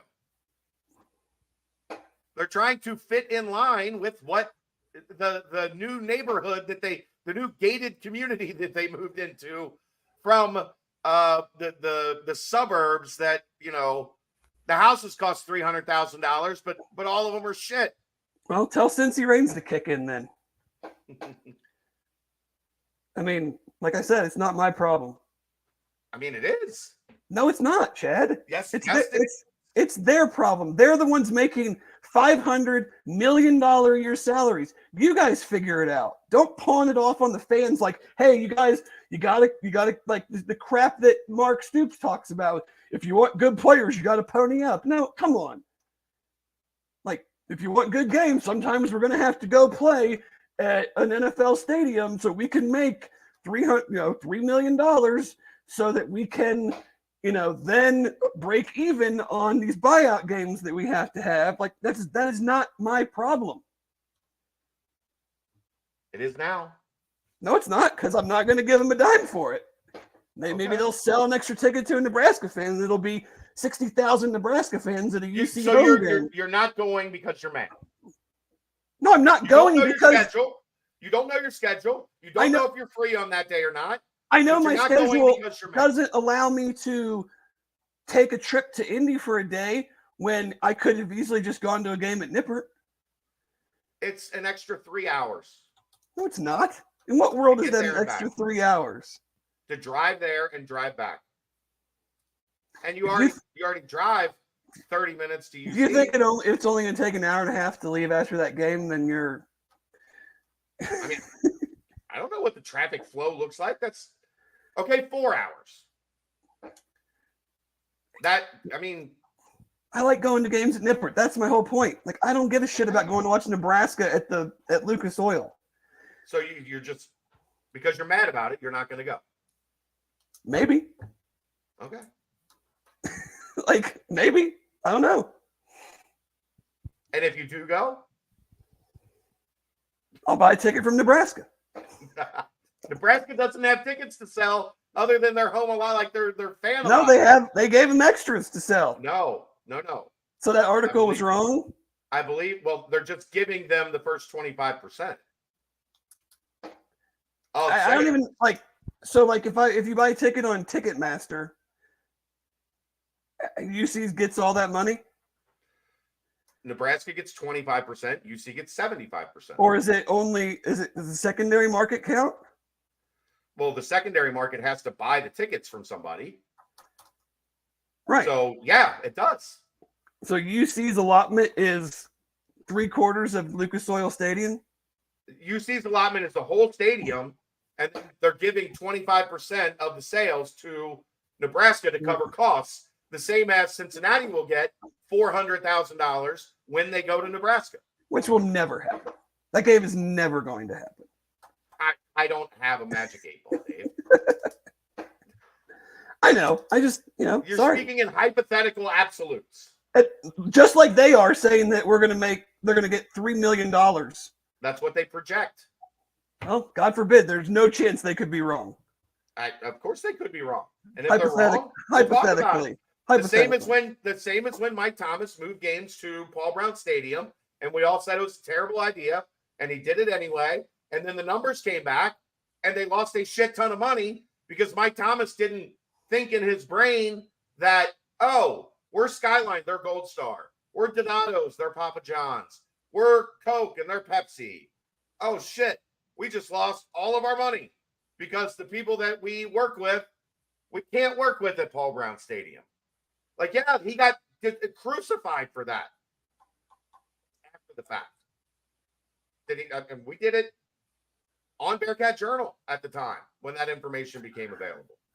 So if it turns out they make $1.5 million and it's a terrible financial decision, like when it's all said and done, we will sit here on this podcast and you will throw a fucking party because you were right. Though. I don't need to be right. And it's 2 road games, Nick. I don't need 2 road games that not only require $500,000 to buy out each, but $1.5 million to bring in new opponents. How does buying 2 games out? This is just semantics, but like, how does buying 2 games out from Western cost the same as buying 1 game out from OU? It's just contract, like how contracts are written. You don't have to pay a whole lot to buy them out from like the one side of it. Like your home game, you have to pay to buy them out from the road game part. That's where they're losing money. Like in the home and home kind of trade-off, I guess. Yeah, I mean, fine, whatever. I'm done with it. Okay. I mean, I get where you're. I know. I get the fan angst. I get it, but like this is when you sell your soul to the devil, which is what college sports has done with television. It's not even about selling your soul to the devil. They just decided they wanted to have a chance to lose less money than if they would have had a game at Nipper. They didn't have a bunch of changes to make, and they have didn't a budget to they didn't balance. sell out. They chose X dollars over here or Y dollars less over here and have a game at Nipper versus X dollars over here, have a game somewhere else. That was more important to them. I understand it. I think it's dumb. That's it. I mean, That's fine. Right, and that's it. That's been my whole point the whole time. Is I know what they did. I understand what they did. I think it's dumb. Okay. Like, figure out a way to make up the grounds there. That's why you make $1 million or $500,000 a year to be in those type of. They found a way. You just don't like it. Yeah, they put a lot of effort into it. I can tell. I mean, come on, Dave. Let's not fucking be stupid about it. They clearly put a shit ton of effort into it. I would imagine orchestrating a neutral site game in somewhere like Lucas Oil is not. Hey, Steve, can we borrow your field for tomorrow night? Thursday night? But I mean, whatever.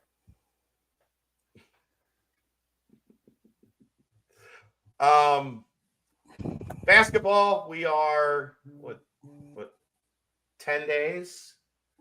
About 10 days away. Let's timestamp real quick. Are we moving any of those games to like Schottenstein Center to make a couple extra $100,000? Hey, Dave, they moved the game to Howard because they couldn't afford to buy any more home games.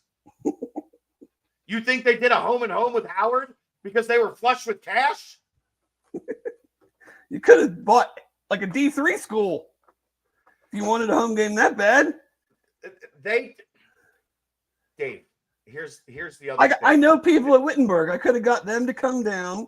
They'd have played. Here's the other thing that this fan base ignorantly believes. They believe with acceptance into the Big 12, they are now generationally wealthy. No, you're not. You haven't even gotten a check from the lottery yet. And guess what? They don't get to pick the lump sum. They don't get to say, okay, we're in the Big 12 now until 2032 through the next TV contract, and we would like the lump sum option on that. It's not how it works. Yeah, They're not. I mean, I don't know. They're not. I don't know how. flush with I don't know how cash many yet. people on this website don't understand that. Like, I think pretty much everybody knows that they I don't. saw a lot of get people that. in this fan base that are like, they are generationally wealthy. They don't have to worry about money anymore. That's just factually incorrect. I mean, I don't care. I don't even care about that game. Like, go win. Like, whatever. Yeah, the U.S. Bank game is an NIL game. That's the reason they did it. That's why it's at U.S. Bank Arena. I've said it 30 fucking times. Jesus Christ. It's a timestamp. Is there any NIL involvement in this Nebraska game, or does that not count because it's a UC home game? It is because it's at a neutral site. It is possible. It is not like they are. I don't think they're at a point with the game being in 2025. Sure, I mean, hell knows. So much could change by then. But I asked that question very specifically, and it is possible. And I guess my question is, what does that mean, though? Like, the game is at US Bank because of NIL. What does that mean? Do the players actually get a cut of tickets sold? Like, no, there's a third party that's managing the event. The money goes into the third party, and then however that comes out through the wash, the money is laundered from there. That's what I was going to say. This feels like somebody's concrete company and somebody's sanitation company got together, and a couple Guinea Guidos said, "Hey, why don't we sponsor this basketball game? We can get our money cleaned up." And like that's what I wonder. Like, when we say, oh, this game is, it's there because of NIL, like, well, what does that actually mean to the players? It means that they get money. How that works, I don't know, Dave. What did I used to say a lot around here? That is above my pay grade. Gotta love it. It is. Look, man, we are in an interesting time for college sports, and I'm not going to get worked up over it because money talks, and I'm not smart enough to make those decisions. Yeah, I don't. I'm barely smart enough to keep this thing afloat. So I'm not going to pretend to be smarter than I am. But yeah, let's go back. Josh, believe me, I know. You're talking to an off the boater lineage. I know. This timestamp brought to you by Turtles Brew. 6% ABV, 0 sugar, 0 carbs, gluten-free, bourbon-infused sweet tea. You can find it at over 50 locations in the greater Cincinnati area. Go to turtlesbrew.com for more information and locations. A portion of the proceeds go to Save the Sea Turtles. They are in Cincinnati, Toledo, and expanding now in Central Ohio. Let's get to some basketball before we get out of here. The basketball segment tonight brought to you by Home Field Apparel. They are a premium collegiate apparel brand based in Indianapolis. Their commitment to creating incredibly comfortable, officially licensed apparel with vintage college designs is a benefit for fan bases across the country. They have a growing collection of over 150 colleges to choose from, including the Cincinnati Bearcats. Go to homefieldapparel.com, shop the UC collection, enter BCJ23 at checkout to save 15%. All right. Yeah, Natalie, that about sums it up. More money, more problems. The problem is Cincinnati doesn't have the more money yet. They just have the more problems. Yeah. The money will come, we're told. We're told. Yeah. We'll see. Till it's in the bank. You don't, Yeah. Ask TCU about joining the Big East or Boise State about joining the Big East. So those checks clear. Right. It's just, it sucks. It's unfortunate. I don't love it, but I just have my mind around the fact that everybody sold their soul for money. And when that happens, some of the decisions are going to piss fans off. Basketball. There was a scrimmage yesterday, Dave.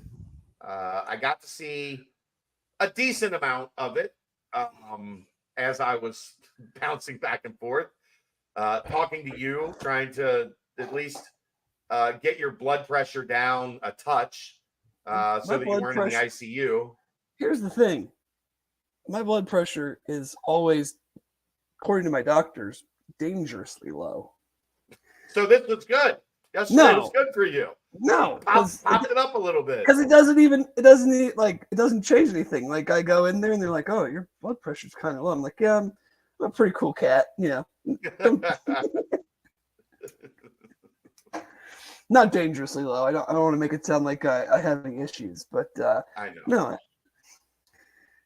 No. So scrimmage, I put some stuff on the board. Do you have any questions for me about my takes on this basketball team as we are 10 days, 11 days, whatever it is away from the that would have required me to read what you put on the board. Well, you don't have to. No, you just if you've got questions. I'm like Radio Shack. When will Aziz and Jamil be ruled eligible? I don't know. Well, that's all I really care about. I don't know. See you guys next week.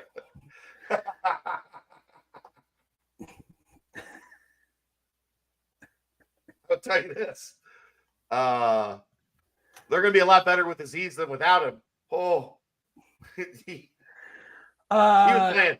I went to volleyball last night. I saw a volleyball game yesterday, and that was just Aziz spiking motherfuckers at the rim. A real honest question. Obviously, things will develop as we go and whatnot. Sure. But I think one of the concerns right now, from my standpoint, would be if we get into a crunch time situation, how do we manage offense in that area without maybe a true like go-to guy? Are you just going to run offense and whoever open shot takes shot, or is there somebody that maybe you think they would design a need to get a basket play for? It is feeling more and more as we get closer to the season like that is going to be Simas. He was really, really good yesterday. Now, I think in the hour, 45 minutes to an hour that I was actually able to like dedicate to watching the scrimmage, I think he went 4 of 6 from 3, 4 of 5, 4 of 6 from 3. And if he does that consistently, shoots 60% from 3, then they're going to be really, really good. But he did have some finishes at the rim. He hit a couple mid-range shots. He passed it well. I think that's the thing that makes him more dangerous than anybody on the roster is he can score it with the ball in his hands, playing off pick and roll, playing downhill, hitting, shots from the outside and from the mid-range. But he's also very adept at making the right play. And if there's a guy that's open, finding them. So, if a defense loads up on him and you've got a CJ Frederick standing on the wing that's shooting 42% or whatever, they're going to have to make a decision.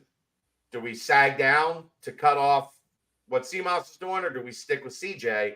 So I think as the closer we're getting, I'm getting the feeling that he is the guy that in those situations, late shot clock, late game, I think he's earning that trust that he's going to be the guy that they put the ball in his hands and let him play.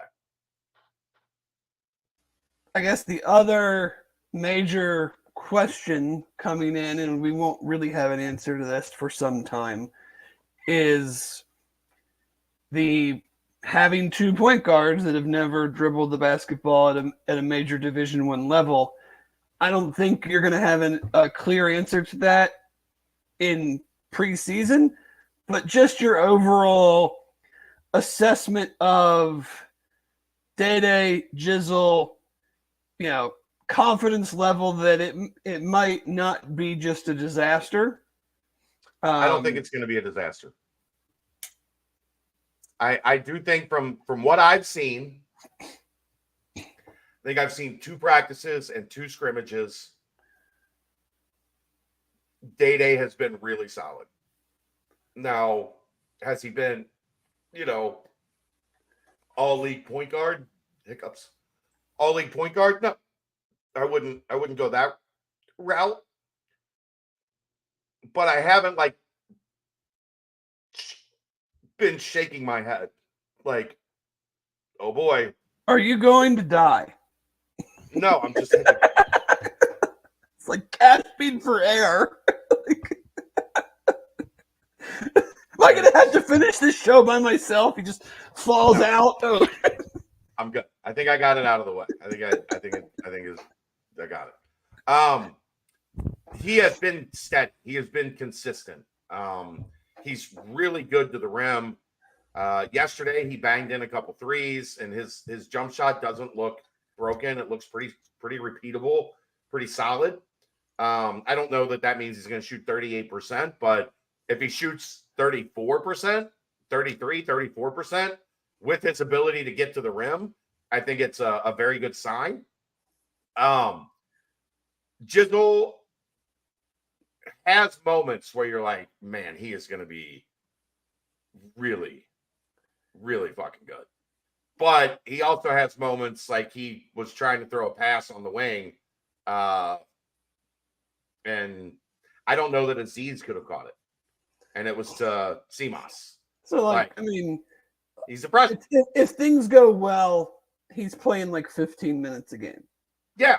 The thing for him is the learning curve, like as it flattens out, right? But you're you not can increase like that. you feel good, and like the point is you Right think, now, I feel you think you'll what- feel good enough with Day that you won't Yeah. have to have him playing equal to or more minutes when you know Correct. you're going to get freshman shit out of him that you hope you're not Correct. getting out of Day.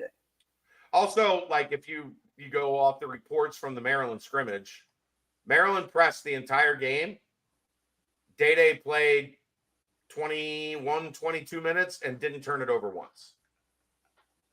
And from what I was told, a lot of that was we're not running press break. We're giving the ball to Day, and Day is getting it up the floor, breaking the press by himself, and getting us into our offense. Like, we're not complicating matters. And look, there's nothing I love more than a point guard who looks at a press and goes, Get out of the way. the fuck out, like, get out. I got this. Like, I love that. So, I feel like going into the season, he's ready to step up to this level. Obviously, Aziz factors into this greatly, so I'm going to ask I'm going to ask this question. Let's play the game that Aziz and Jamil are not eligible. Okay.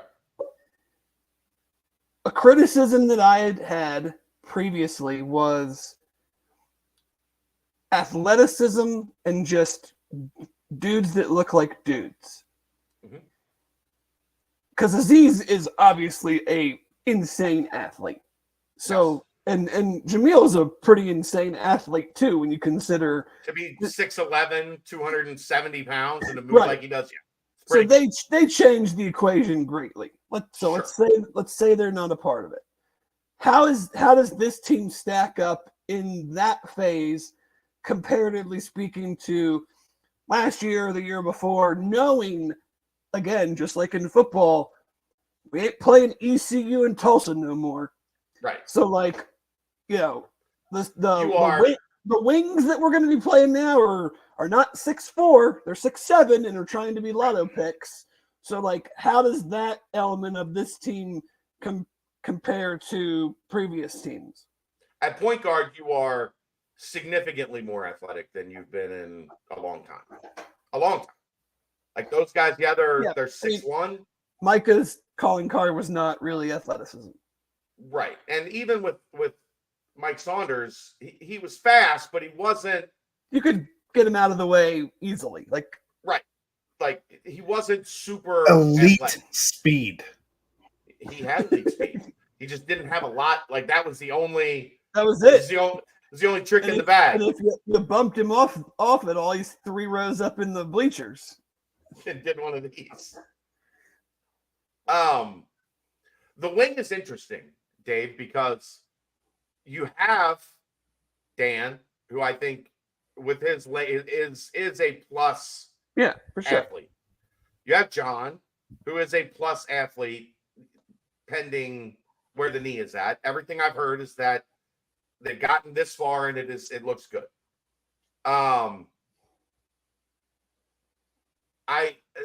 Then you have CMOS and CJ, which aren't elite athletes, but are elite skill. Right. A little bit different in how each one does it, but they are high level skill. CJ's 6'5", CMOS is legit 6'7" plus. And you don't need a roster full of all athletes, right? Because we saw how that worked. 20 years ago, 30 years ago. And yeah, it was good to beat a lot of Conference USA teams. Elite Eight. Yeah, but yeah. So, but just in the week, the night in, night out, like, oh look, you get to guard another guy that's going to be making millions of dollars, next year. And then tonight he's only a freshman, but guess what? He's 6'9" and can shoot the 3 and jump over your head if you allow it. So, they're much more able to, or should be much more able to handle that with this roster.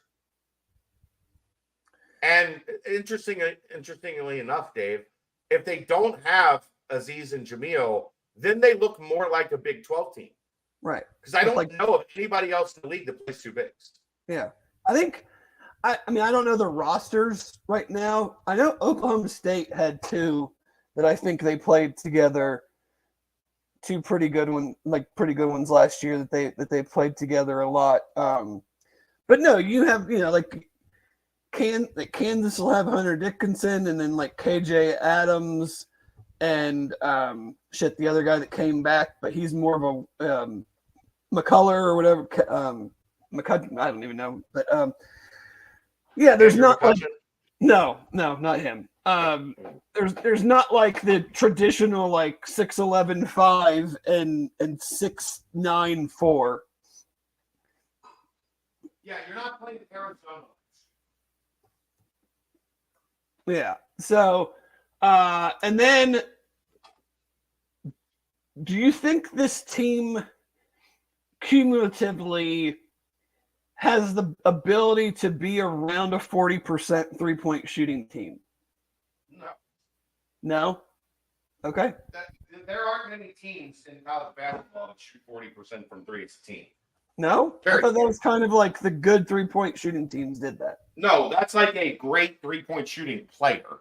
Oh, okay. Like 35%? I mean, they're like 37, 38% is kind of like you're a good 3-point shooting team.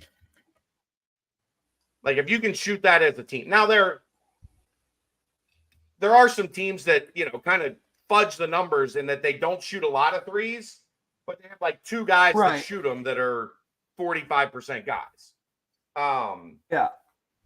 I think this can be a 36, 37% 3-point shooting team, which I think is it's solid. It's not going to hurt you.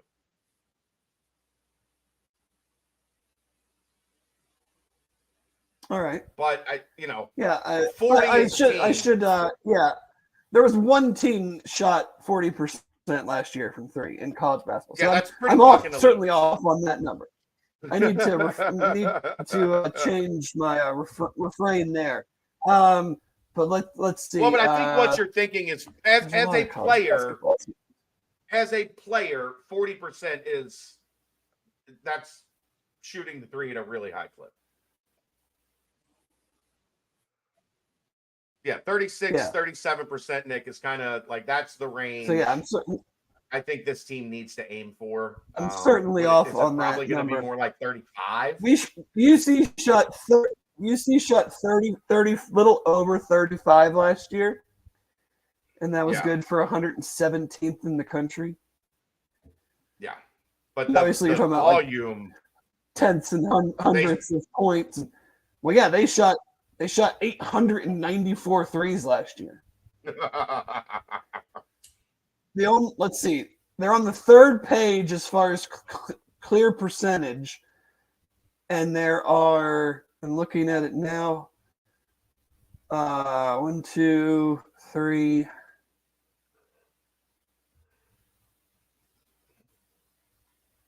Like 5 teams that shot more threes than them.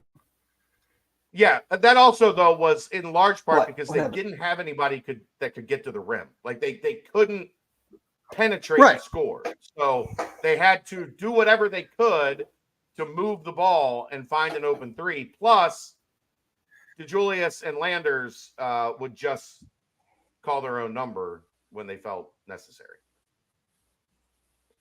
This should be a team that and moves the I ball think more. that's my point of like, because they have guys that can get to the rim, will that allow the spot up guys to maybe shoot a higher percentage because it's kind of truly in the flow of the offense versus pass around and then, oh, you need to shoot because the shot clock's about to expire. Or because there's 14 seconds on the shot clock and you decided it's time for you to shoot. Right, because you haven't shot in 2 minutes. I do think that's the plan. I think with this team, the plan is a little bit smarter offense with better passing, better ball movement should lead to more efficiency from three. And not as much, okay, tonight we're not making the three, so we're fucked. because last year, if they weren't, if they had a 1 for 10 stretch from 3, they were in muy trouble. Yeah. What else you got? Anything? No, those were kind of my main questions. What about, I guess, like guys that were on the team last year that played, had a role, but it, was kind of a background role, so to speak. Like, has anyone shown you? I mean, I think Dan would be like the easy answer, but like, have any of those guys shown you like consistently, like, oh, this guy might be able to be relied on a little bit more in the Big 12? Well, there's very few of them.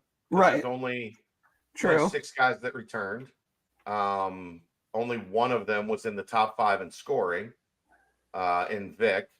Odie is going to be interesting. And so much of this answer depends on the waivers, right? Right. Because if Aziz and Jamil are not eligible, then you're going to have to go small at the 4. If you go small at the 4, then you're going to have to play Josh more at the 4, Seamus more at the 4, potentially John Newman more at the 4. So it changes the math on minutes. Mm-hmm. Because if you have, especially if you have both, which, I think we all realize it's much more likely that only one gets a waiver than both, just playing the percentages. Yeah. If you have one, then Vic is going to have to also play, X amount of minutes at the 5, or Odie's going to have to play X amount of minutes at the 5. And it'll open up some minutes at the 4. But if you have neither, Odie and Vic are going to have to play the 5. Like a majority of what their role or responsibility is the 5, which means those other 3 guys are going to have to play the 4. And that means Josh is going to get a lot more opportunity. And Odie's going to get a lot more opportunity in that scenario, probably. And then that opens more minutes for Dan on the wing, because then you're probably going with like CJ and Dan and a mix of Seamus and John, like on the wing when you in your wing minutes. So, Dan is clearly the obvious answer. The thing that's going to be a challenge for Dan as we go through this evolution of like Dan learning to play high level basketball is he is going to have a bad shot phase, I think, this year. Yeah. At times, because he's still learning what being a volume guy is, or like, being a guy, not a volume guy necessarily, but that has your volume turned up. Like his volume last year was like a 3, a 2, right, maybe. Now they need his volume to be a 6 or a 7. So how many times does he force something that a wiser Dan, as he continues to develop, will realize it's not a good shot? Like some of that, you hope you work out in the non-conference. Part of why you have an easier non-conference schedule is so you can get a guy like Dan through those teaching moments. And by the time conference play rolls around, he's not taking one-footed baseline like fadeaways, like one-handed, one-footed baseline, difficult shots, just because he knows it's time for him to get shot up, so to speak. So yeah, a lot of it is situational. A lot of it is dependent on how these things play out. But, hopefully we have an answer before, or at least on one, hopefully we have an answer before the season starts. But it's the NCAA, so I'm not fucking holding my breath. No, they work at their own pace, and make the rules up as they go along. Yeah, and now there's, they announced today there's new legislation that they might, just allow second-time waivers next year. Yeah, I mean, avoid lawsuits. Why not? Yeah. That's what I've always That's what I've always never understood is like, why does this matter? I know it's what the coaches wanted. It's hilarious that the coaches asked for more guardrails and they gave them to them, and now they complain about it. But of course, why didn't you just say like, we don't care? Like, kids can be eligible. Like, because coaches by nature, Dave, want control. Oh, I know. But then I know that's what and then they give it to them, and now they're mad because they're mad that they have that they don't have the control that they thought that they were gonna. Right. I want you to not allow my rival's player to be eligible, but my player, he has followed everything that you have set out for him to do, and he must be eligible. I don't want that player to leave my school. Right. But if I'm taking a player from somebody else's school, I would like him to be able to come play for me. Yeah. Temple would have loved for Jameel Reynolds not to have been able to transfer because they would be better with him on their team. Yeah. And, Cincinnati would like for him to be eligible. Yep. Yeah, that's a good one, Natalie. Episode 403, Money and Legislation. And Oklahoma State. Two super fun things to talk about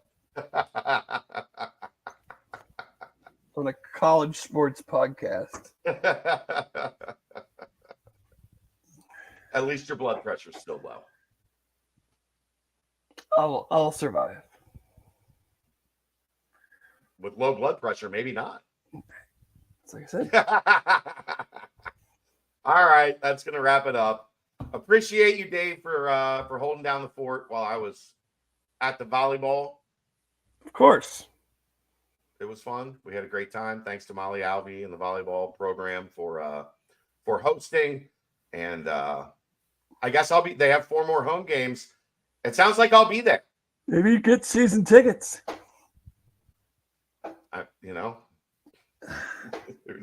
You can become the number one volleyball donor. I could. That's gonna wrap it up. We will we'll see you next time. Thanks to everybody for tuning in.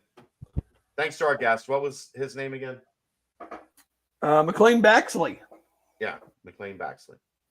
That's him. Thanks to him and the Oklahoma State 24/7 site. We'll see you next time. It's the BCJ podcast. We'll see you at the Holy Grail, 8 p.m. Saturday night. Maybe Dave will be there. Maybe Vogel will be there. Kelsey will be there. It's the BCJ podcast right here on BearcatJournal.com.